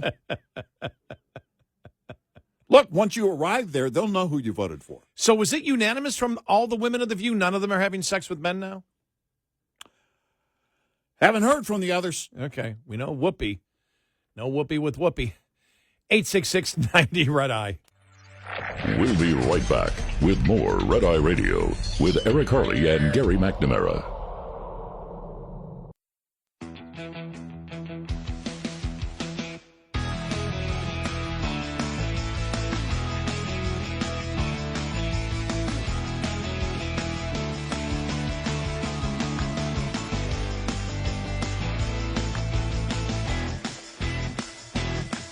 It's Red Eye Radio. He's Eric Harley, and I'm Gary McNamara. We have spent plenty of time over the years talking about liberalism and the Democrats and their victim-oppressor narrative to bring people into their party. The more victims that they get, you join the Democratic Party because you're a victim. And we had stated this a long time ago that if you do that, well, then eventually you need more oppressors. Yeah. because more victims, more oppressors. And that, combined with identity politics, continues to divide a political party, which is impossible to keep a political party going long term. Right. If your goal is to divide rather than unite. Mm-hmm. And one of the things we always said was, and this has to go back to 2018, 2019, when we were talking about when AOC got in, and we went, whoa. And I think you said it first. One day AOC will become the oppressor. Yeah. Well, get ready for it. Yep. Here we are. From Fox News, Riley Gaines did not let AOC off the hook for not using the right pronouns anymore. The Congresswoman was the subject of trending conversation on social media on Thursday when ex-users discovered that she no longer includes her pronouns of she, her in her bio. Oh, really? Remember, silence is violence. Gaines, the former NCAA swimmer, got in on the mockery of AOC with multiple posts. Yeah. They'll pretend they never embraced or even celebrated the insanity. Don't forget the compliant virtue signal. Don't forget who the compliant virtue signaling sheep were. Gaines wrote in a response to the post that claim that AOC took the pronouns out of her bio before May of this year. Gaines later responded to the video that showed AOC previously apologizing for not including pronouns in her bio next to the photo that showed they were no longer there. We're winning and it's glorious, Riley Gaines said. More on this coming up. Wow.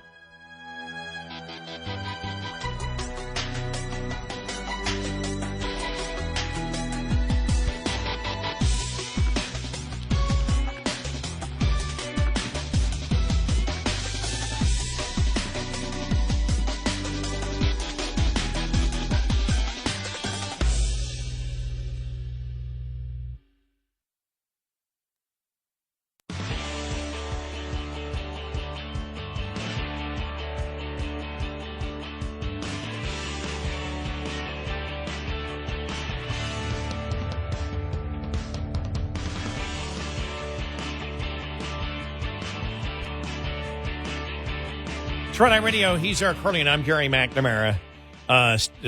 Still didn't finish the story there on Riley Gaines going after AOC for taking off her pronouns. Apparently happened sometime this year, taking her pronouns off of X. Yeah. And then they continue here. Then later on Thursday, Gaines made one more effort to mock AOC in a solo post. How will we know what to call AOC now that her pronouns in her bio are gone?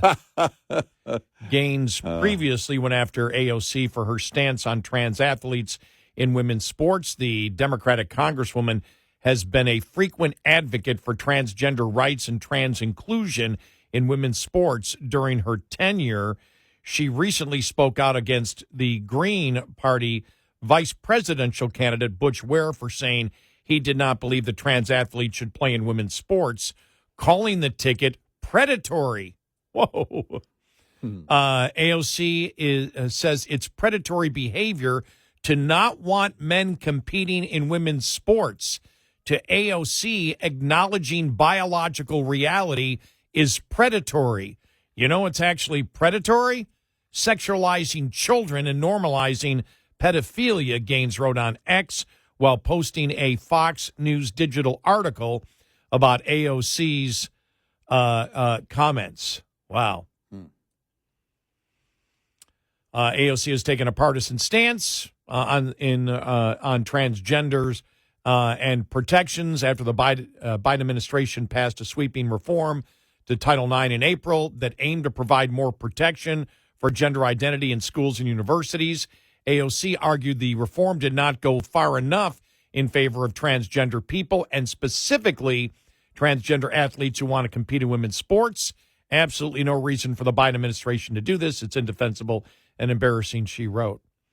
But there it is. But somewhere between now and then and now, she removed her pronouns from X.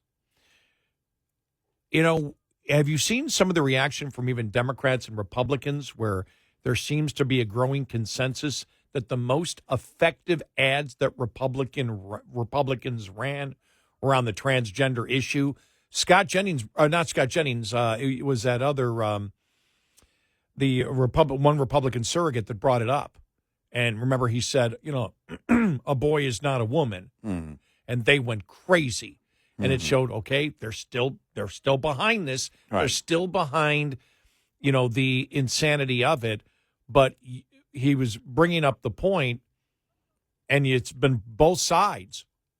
They believe the most effective ads were the radical transgender ads in this election. Well, Barry Weiss posted an article, and I forget which person it was over at the Free Press who wrote about it a couple of days after the election. And Barry Weiss posted the article herself and made the point that both campaigns really ran on women's rights.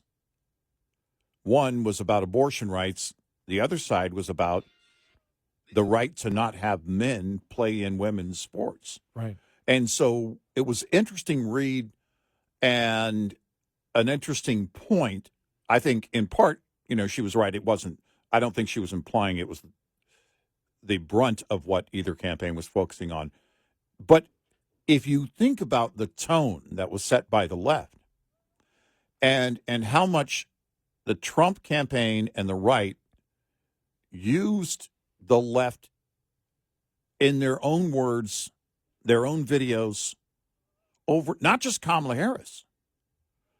I mean, one of the things about what's going on right now, the libs of TikTok, on X posting all these things has become now and that's just a small part of it. Now there is this viral sensation of the left being mocked by it's not just the libs of TikTok or anybody else doing it.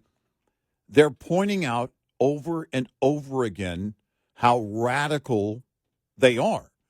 And who was it that wrote the article? And something we've kind of said that if you sit down with someone and tell them everything the left is doing, they'll look at you like you're crazy. You'll sound like a conspiracy theorist, and it's all true.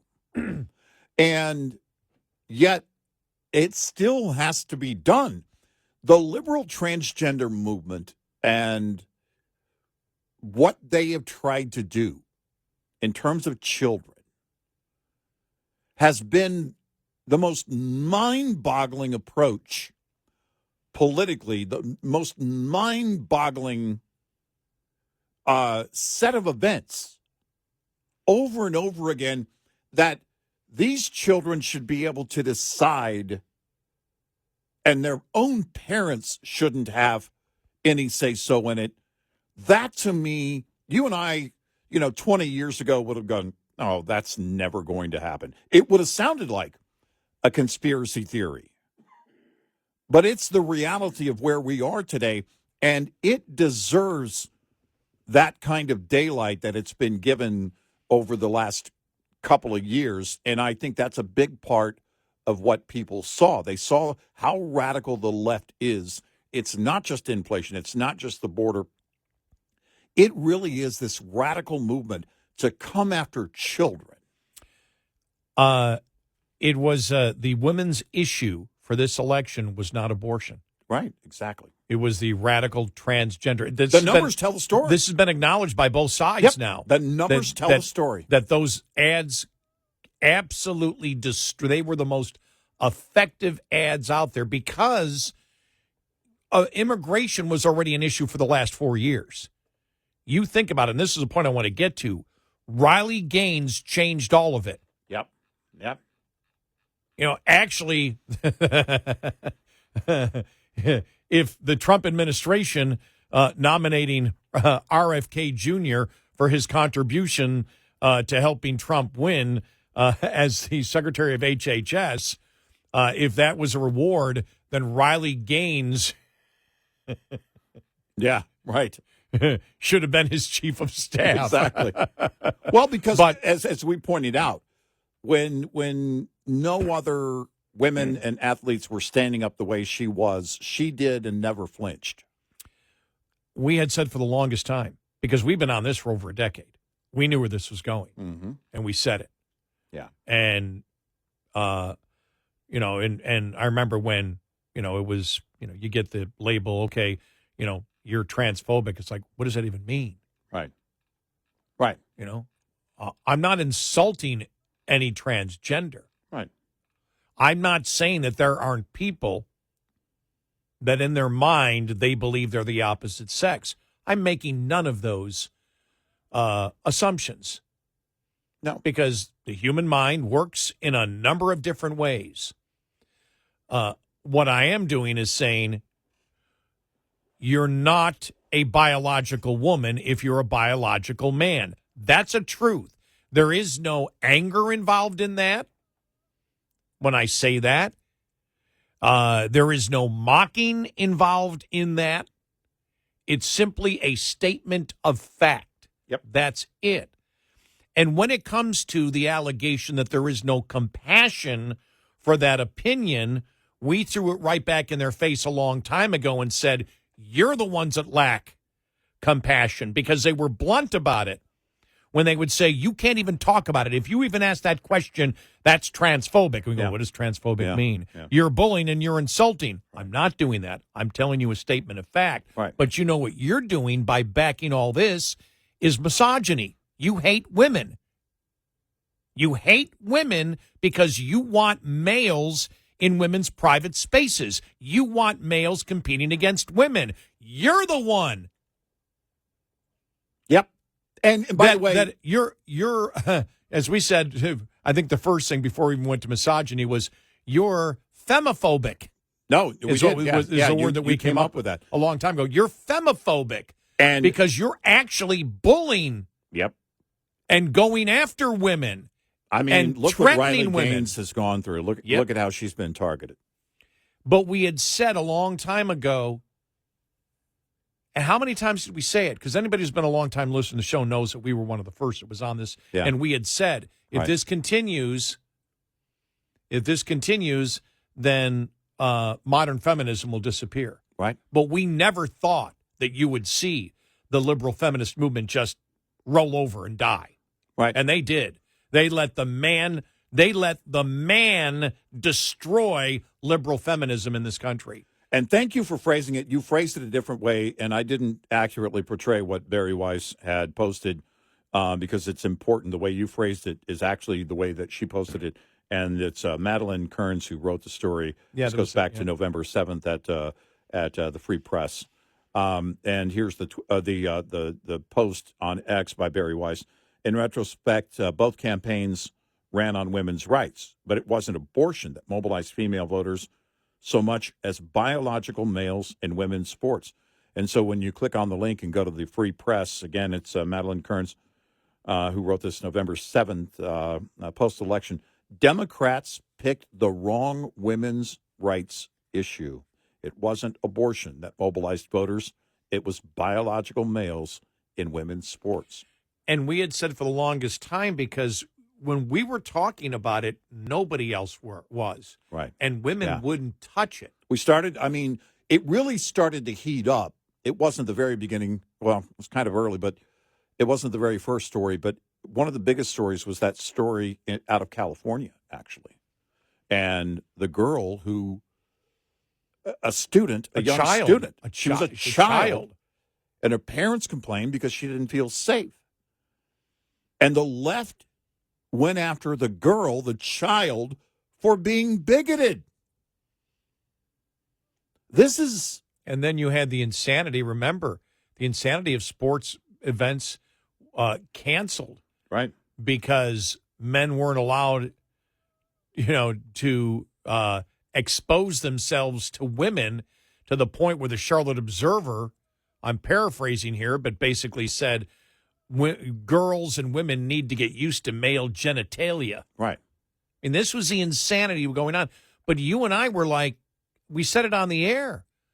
We said, we can't win this for women.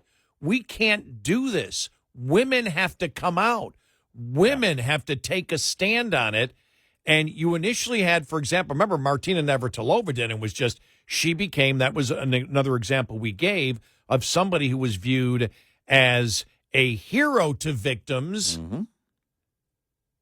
when she came out, in the 70s? Late 70s? Yeah, right. When she came out, she was viewed as a hero on the left to gays who viewed themselves as victims. She was the hero of the victims. And she became the oppressor when she took that stand that men shouldn't play. Then you had women's sports. And then you had other women come out and then back off on it. Remember, they would back off. Oh, okay, right. I'm wrong. I apologize. I shouldn't have done it. Yeah. And Riley Gaines came out. She is the one that did it. Yeah, we were talking about it but we couldn't change. We couldn't change the culture. She had we to couldn't demonstrate. change the narrative. And talk about a real victim. She was a real victim, as were all those other women who were bullied and threatened. The misogyny that exists in there, and she came out and used the same terminology that we have. The women hatred in this country is not from Republicans. It's owned by Democrats, and now it's the lead women's issue, the misogyny of the radical transgender movement, still supported by the vast majority of the Democrats in Congress. And so just when we talk about this election, Riley Gaines has to be given her credit for changing the narrative completely in the insanity. And I think a great deal of empowerment for others to join in. I mean, that has to, because she became the voice, and then others. Look, I understand why people were afraid. They would come after you. I understand why they were, but it was important that somebody with that experience in that place stand up. And then the movement started. The organization started around her. Now there's organizations. Women's rights groups. 866-90-RED-I. Lines open for your calls. 866-90-RED-I on Red Eye Radio.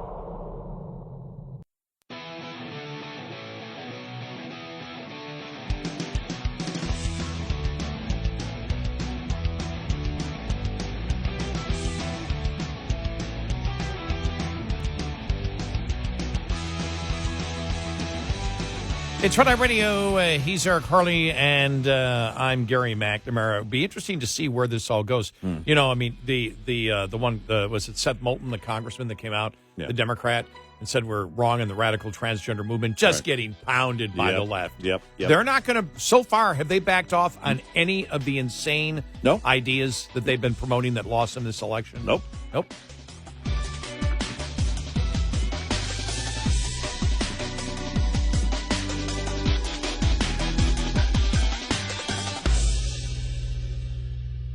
This is Red Eye Radio on Westwood One.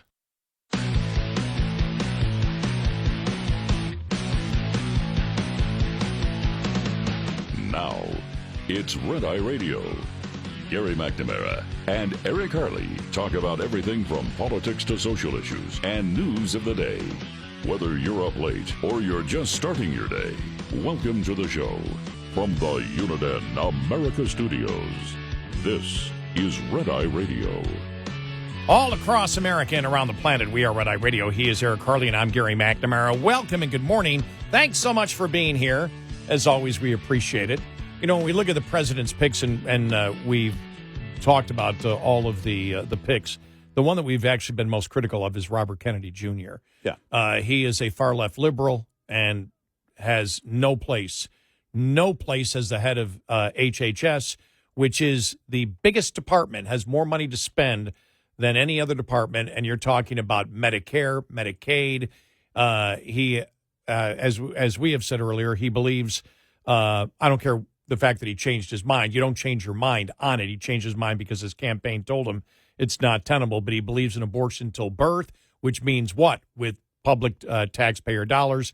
He believes in a national health care system that he has promoted quite actively. And even though there are some things we agree with him on, things like talking about the questioning the efficacy of the polio and smallpox vaccine. We can look at what happened during COVID, and we're in agreement with them that the government lied to us on it. Mm-hmm. But when you look at the other things he has said, it's just you shake your head. You're like, nope, can't have him.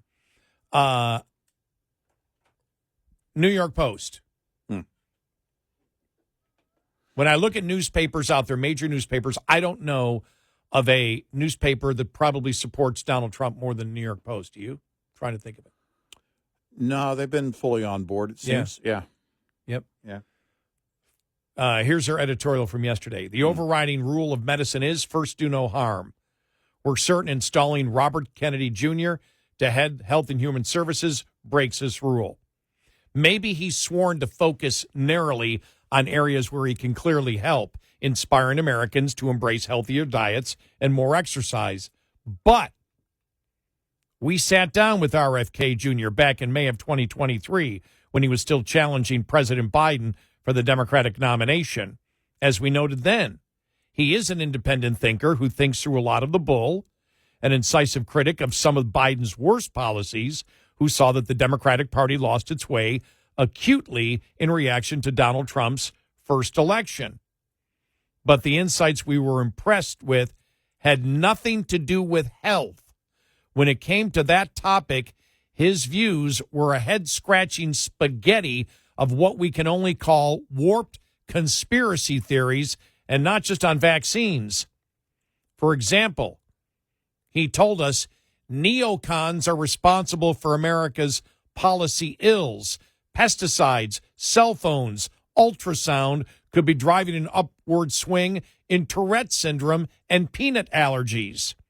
He told us with full conviction that all of America's chronic problems began in 1 year in the 1980s when a dozen bad things happened. Convincing to the gullible conspiracy-hungry crowd on Twitter, but sorry, not to the rest of us. In fact, we came out thinking he's nuts on a lot of fronts.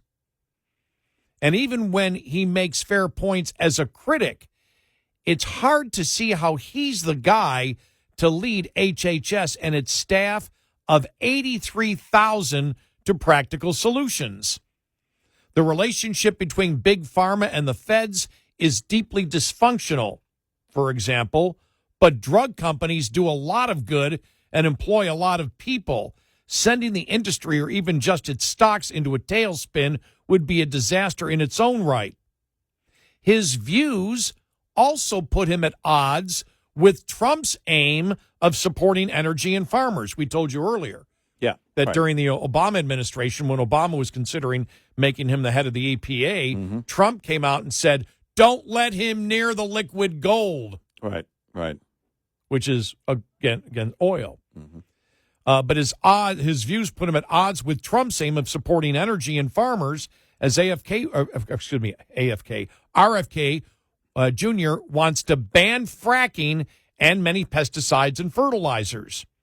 Look, the HHS chief oversees over 100 programs across 11 operating divisions. Keeping the trains running is a major job in its own right. A radical, prolonged, confused transition ordered by a guy like RFK Jr., who will use his high office to spout his controversial beliefs, leaves a lot of room for things to go wrong and for people to wind up harmed or even dead. All that, of course, if the Senate actually confirms RFK Jr., which will be a challenge in its own right. Republicans only have 3 votes to spare. Donald Trump won on the promise to fix the economy, the border, and soaring global disorder. His team needs to focus on delivering change on those fronts, not spend energy either having to defend crackpot theories or trying to control RFK Jr.'s mouth. We fear the worm that he claims ate some of his brain some years ago is contagious, and there's been an outbreak at Mar-a-Lago. as we have said, that's the biggest one. Gaetz going to have problems, especially with all the allegations, whether true or not. That's going to be a problem. I understand the Gaetz pick. Yeah, right.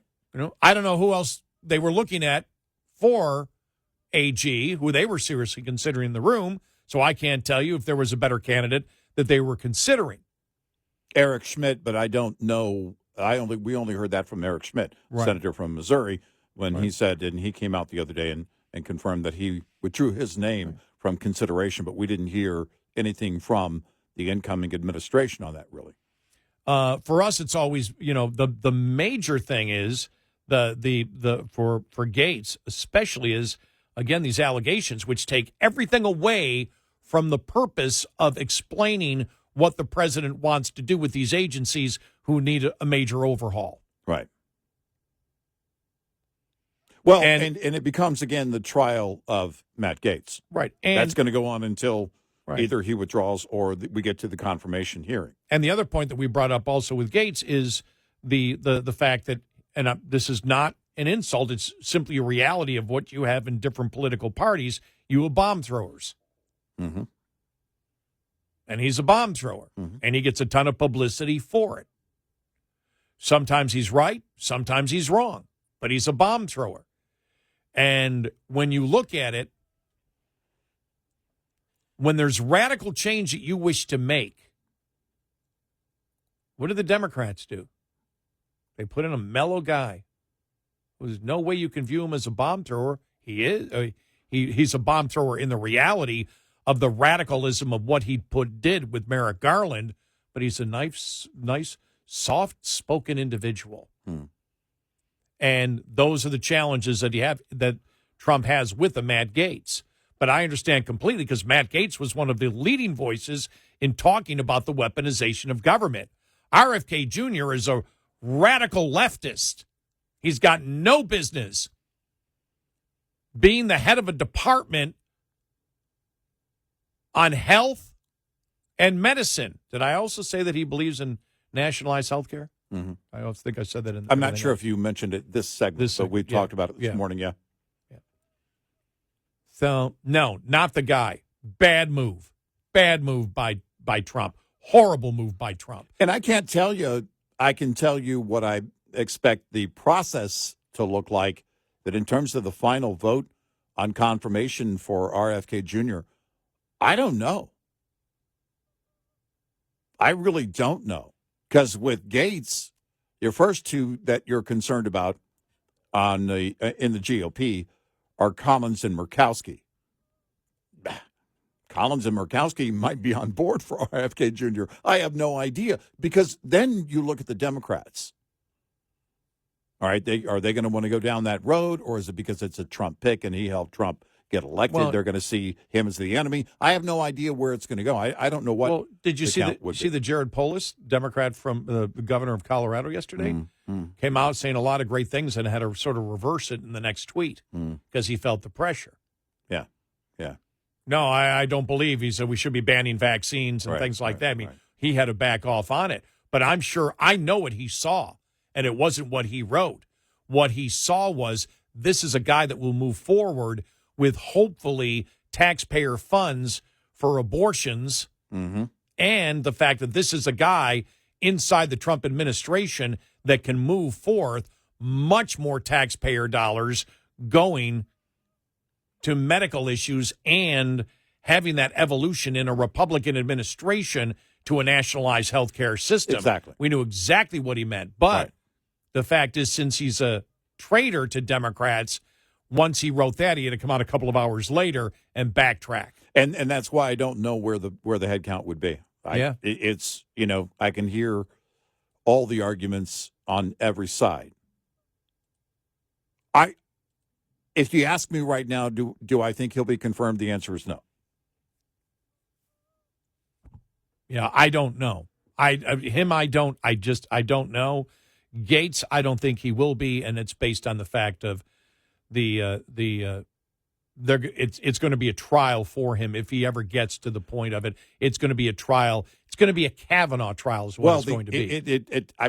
But probably even more so with the ethics committee and everything else. And I didn't say this to you yesterday, but I said it at home, that you're going to have Democrats saying that in the Senate, look, we need to see that report from the House Ethics Committee on Matt Gaetz. And it's already Dick Durbin's already calling for it. And it's already leaking as we know. It's already and leaking. We knew Republicans. it was yesterday. And that's, those are the things that, again, it's going to be basically the trial of Matt Gaetz between now and however this ends. Well, and then the one thing that was leaked, and again, everybody has a presumption of innocence, but that doesn't matter in a political process like this. Right. Because you're talking about, okay, the actual theater that takes place if it ever gets to that point. But it may not get to that point because we saw the one thing about apparently that he had sex with a 17-year-old. Mm-hmm. That's in that 17-year-old, the leak is talked to the ethics committee. Right. And the other one is for the parties that he threw. Who was 17 at the time, then they had they had sex. Right, 17 at the time, right. Yeah. And then the other one that came through is they've got the Venmo receipts of women that were paid for the drug parties to come to the parties. Mm-hmm. So they've got those receipts. Those are the two things that come out. Whether they're true or not, it's not a court of law. It's not a court of law, and you're talking about an attorney general nominee. Right. That's the problem there. Right. It's not his passion to clean up the DOJ, because you and I both knew we don't know where this is going to go trying to clean up government. It could blow up. Mm-hmm. The public might not be ready for, actually, as we had talked about earlier, the article that we read a couple of weeks ago that said people don't believe that the Democrats actually did what the Democrats did. They go, it's too crazy. They couldn't have done that. Right. There's always a potential that this blows up big time in the Republicans' face, even though it's the right thing to do. And so you need to make sure you have absolutely the right people to do so in it. And if you have the first, and it would be basically 2 months, because it started yesterday with the leaks coming out. And we said it would. And it's just pound every single day on it. That's not how you want to start this process of cleaning government. It's going to be the story. Yeah. The big stories this week were about Matt Gaetz, RFK Jr., and not Trump. But, I mean, there's some of the surrogates and the support of RFK Jr., these aren't conservatives. No, these are not conservatives. I can't be on board. I said it from the beginning. I can't be on board with him being a part in any role in the cabinet. I don't see him anywhere. And it had started early on, HHS. That conversation started early. The answer for me is no. And you had the guy who's in charge of the actual transition of what's going to happen say, no, he'll never be it. He'll never be it. He can't be it. This is Trump's guy for the transition of the government, saying he won't be. All of a sudden, boom, Trump. Yeah, there he is. Nominates him. It's like, whoa. Right. And he goes, he's not going to be in charge of doing all this medical stuff. Right. Now Trump wants him in there. Right. Horrible move by Trump. And by the way, we told you why we voted for Trump. The weaponization of government, and we said, be warned, there are things, and one of them would be if he appoints RFK Jr. to a high position, he's a radical leftist. You don't put him in. And our one fear of Trump in a second term is he would be convinced to move in some of his liberal positions that he's had, but not in this level. I never expected this level from Trump. That's what I get. That's the message Trump sends to me with putting RFK Jr. in there. Right. It's a massive role. Yeah. HHS controls a massive budget. Medicare, Medicaid, across the board. So much that's involved in it. Funding of abortions. Yep. Where we go on national health care. Yeah. Yeah. And that's what he wants. Too far radical left for any Republican president to put in. Right. 866-90 Red Eye. Brought to you by Hot Shot Secret. Hi, I'm Jen Loomis, a transport safety expert at J.J. Keller, and I'm here to share a tip on speed and space management. In order to manage speed, you need to understand the 4 factors involved in stopping a vehicle. Perception distance is the distance a vehicle travels from the time you see a hazard until your brain recognizes it. The perception time for an alert driver is approximately 3/4 of a second. Reaction distance is the distance a vehicle travels from the time your brain tells your foot to move from the accelerator until your foot hits the brake pedal. The average driver has a reaction time of 3/4 of a second. Brake lag distance also needs to be taken into account. When operating a vehicle with air brakes, it takes about half a second for the mechanical operation to take place.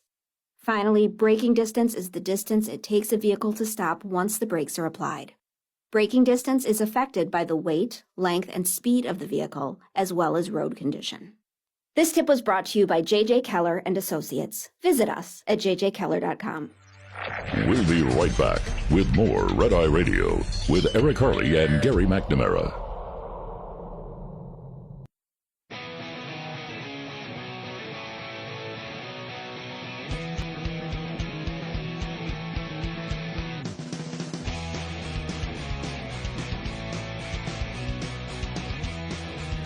It's Red Eye Radio. He's Eric Harley, and I'm Gary McNamara. Welcome and good morning. And I'm just I'm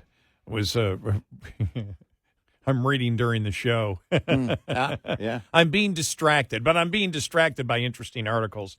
This one we mentioned Roy Teixeira, who runs the Liberal Patriot.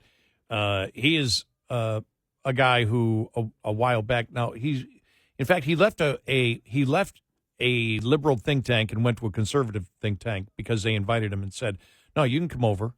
Right. You can come over. We want different voices, here." And he said he felt more welcome there than at the Democrat think tank because he decided to go down a little bit of a different path. Mm-hmm. He was one of them that talked about the fact of when Biden was running that, hey, we need to go more MAGA. Yeah. And the Harris campaign tried it. We said, okay, what he's saying is they can't win on the issues that they're trying to tell, that they're trying to promote to the public. But we said it back when he was talking about Biden. Nobody's going to buy it. Nobody's going to buy that, that he's going to, because remember, he said, he was one of them that said, along with Douglas Schoen, well, they got to be more MAGA. In fact, one of them said, actually talk about building a wall. Yeah. And that's what Harris did. That's what she did. And as we said, then nobody's going to buy it. Nobody's going to buy it. They didn't buy it. And he has a article here. The Obama coalition is not coming back, and goes and talks about the fact of where they lost, where they lost votes, non-white voters overall, black voters, Latino voters, working class non-college voters overall, white working class voters, non-white working class voters, black working class voters, Latino working class voters, young black voters, young Latino voters, male black voters, male Latino voters. It just goes through it all, saying that's all they've lost all the way across the board. And then sort of says what they want to do, but the problem he has is nobody in the Democrat Party can get specific.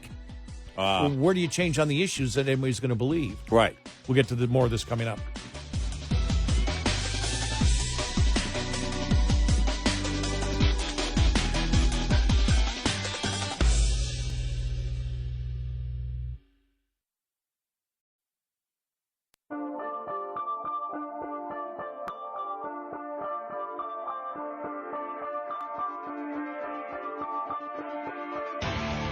Links to every Red Eye on the website, redeyeradioshow.com.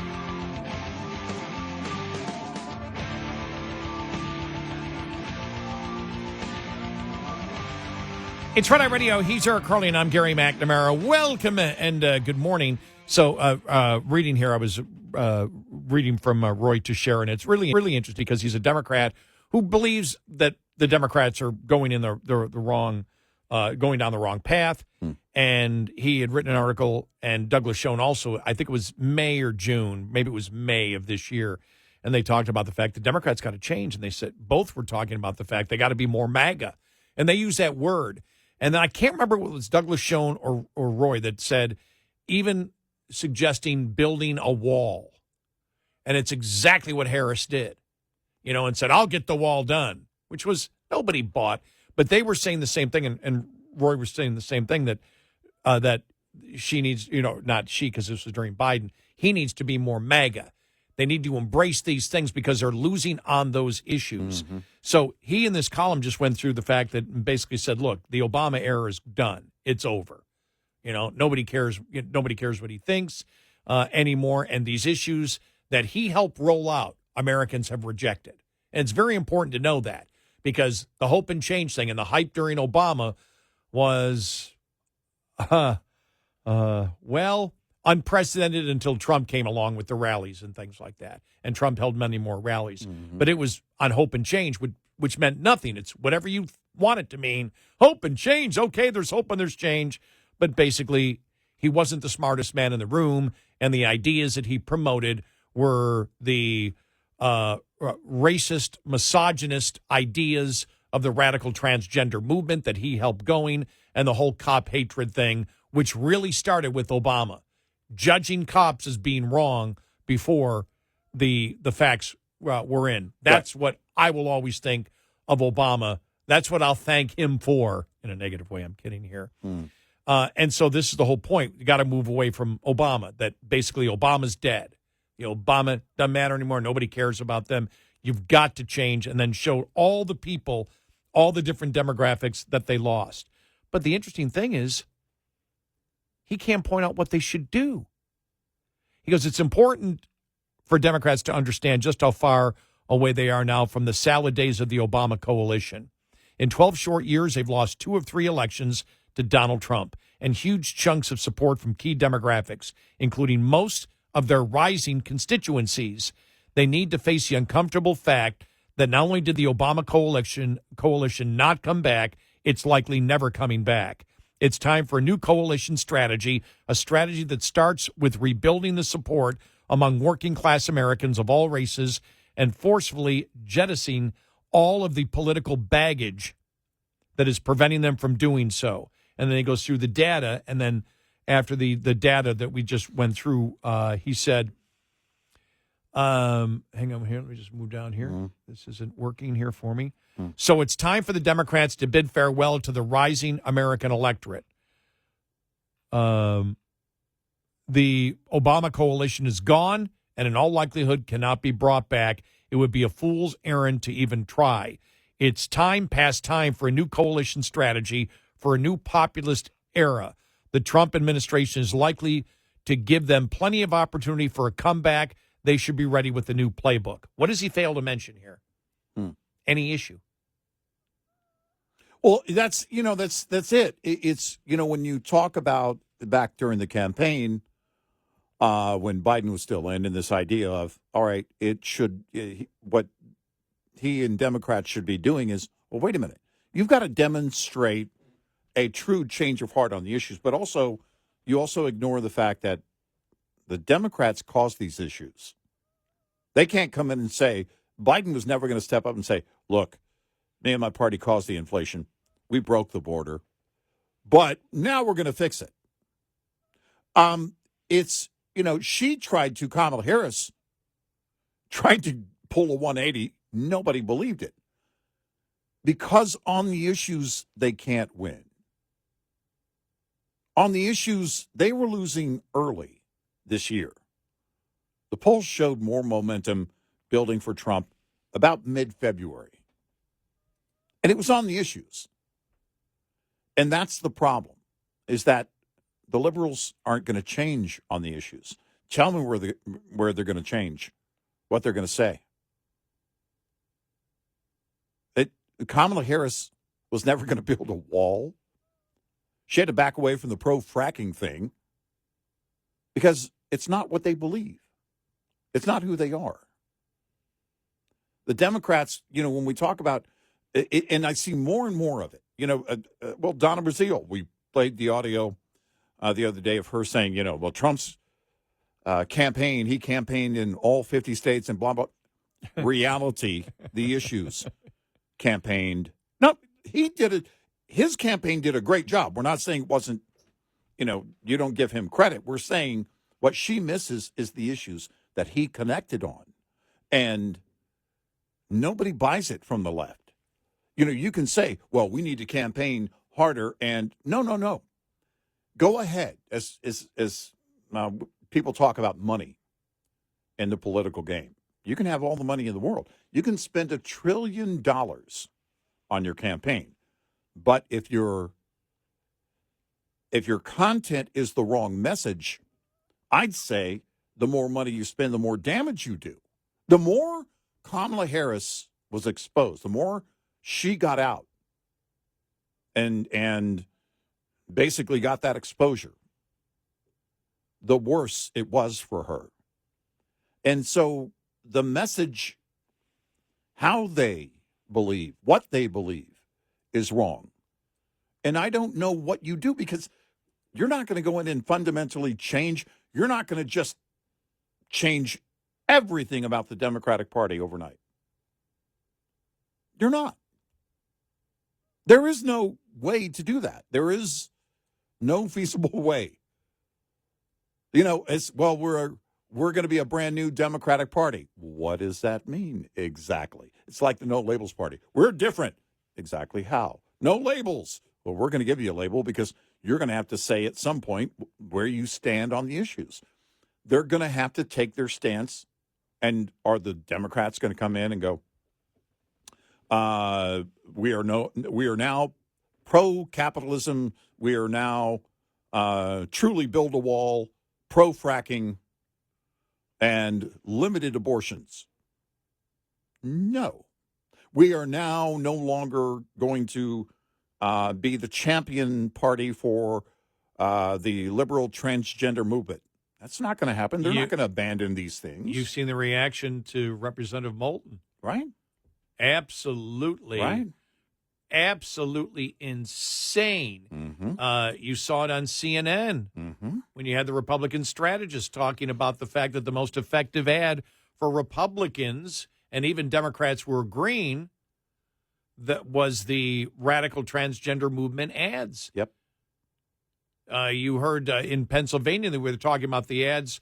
Men shouldn't play girls' sports. Everybody wanted those political ads. Right.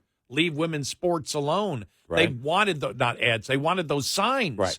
They wanted, even if there wasn't a candidate underneath it, there were just signs that were just, leave women's sports alone. Yep. Women should play their own, and they went crazy. Right. They were, transphobia is what they don't wish to give it up. No, and even if they decided, okay, we're all going to get together and as a party officially, we're going to decide to go a different direction. You can't. This is who the party is. Well, the entire heart of the party, all the way up to the top, is made of that. You would need somebody to come in and a significant amount of support to make it believable, because they could not make, because Roy Teixeira saying they need to be more populist, which is basically what they're accusing Trump of. Trump is just a populist. Trump isn't just a populist. Right. You're talking about things that he has held for a significant period of time. That's the other thing. I'm not really sure the definition of a populist anymore. Right. Exactly. Great point. Because when you look at it's going to be, if they really start cutting, when they talk about, okay, because there's all this hype and hoopla, Elon Musk and Ramaswamy, we're going to cut, we're going to cut, we're going to make efficiency. Well, let's see what happens if the Trump administration really says, forget about cutting $2 trillion a year. Let's say $1 a year. Mm-hmm. Yeah. And see the 1% a year. Right. Because remember, no more increases in spending. Right. Remember the penny plan? Well, we had somebody write just the other day, guys, all they have to do is say we're not going to spend any more for the next 5 years. Go, well, then that's roughly a 2% increase every year. Right. Because, or adjusted, a 2% decrease, at least a 2%, 2.5, 2.6 right now because of inflation. Right. So you're actually cutting. There will be places to do it. We already know the penny plan. Remember that? Remember the penny plan? Oh, yeah. Yep. Nobody wanted that. Paul Ryan. By the way, I love it when the number of post of Paul Ryan saying 2023, no way Donald Trump can't win again. It's like, yeah. But Paul Ryan had a plan. Yeah. When he was running back in 2012. Right. Yeah. With Romney to balance the federal budget in like 30 years, 35 years, something like that, whatever it was. Yeah.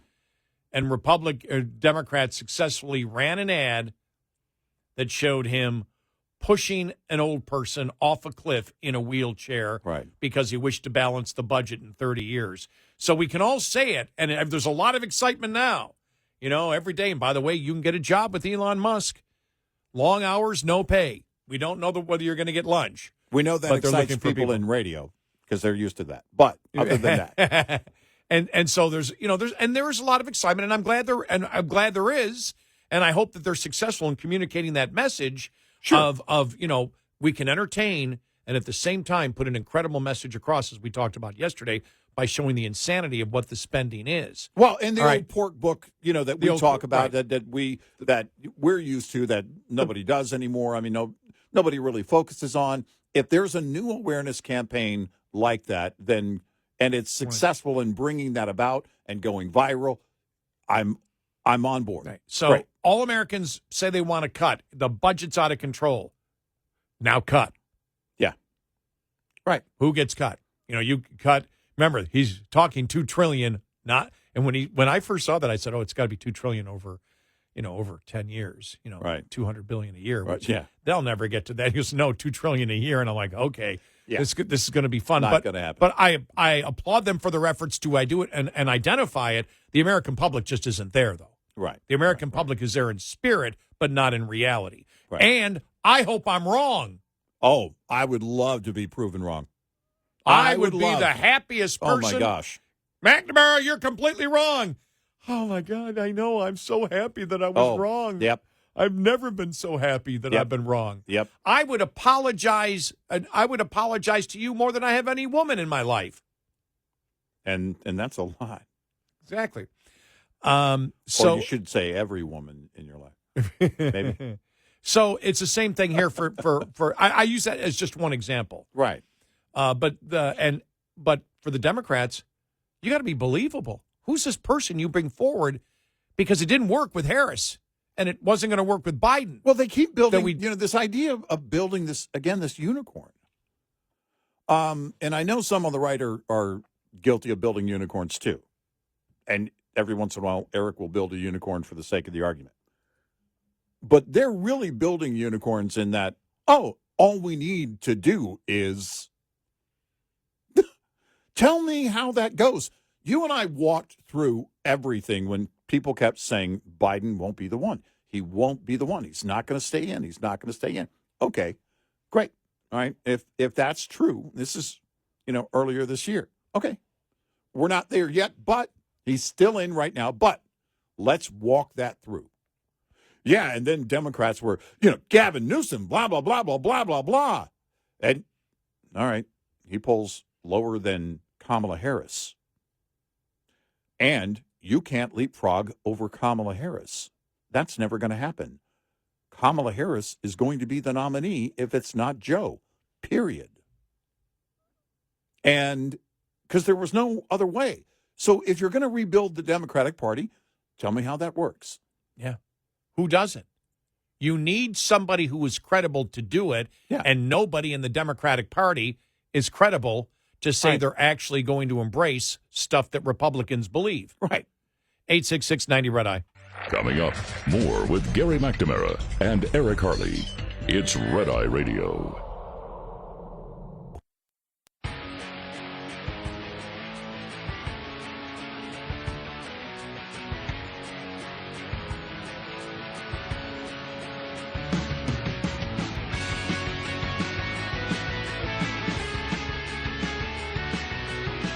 It's Red Eye Radio. He's Eric Harley, and I'm Gary McNamara. I saw Sylvester Stallone was at Mar-a-Lago. Yeah, right. Comparing Trump to George Washington. Yes. All right. He said, "I'm in awe." Yeah. Right. I expected you to do an impersonation. Oh, yeah. I'm in awe. Yeah, I'm in awe. That's all I wanted. I'm in awe. I think that's what it said. I'm not expecting much. Hey, yo. I'm in awe. This is Red Eye Radio. on Westwood One.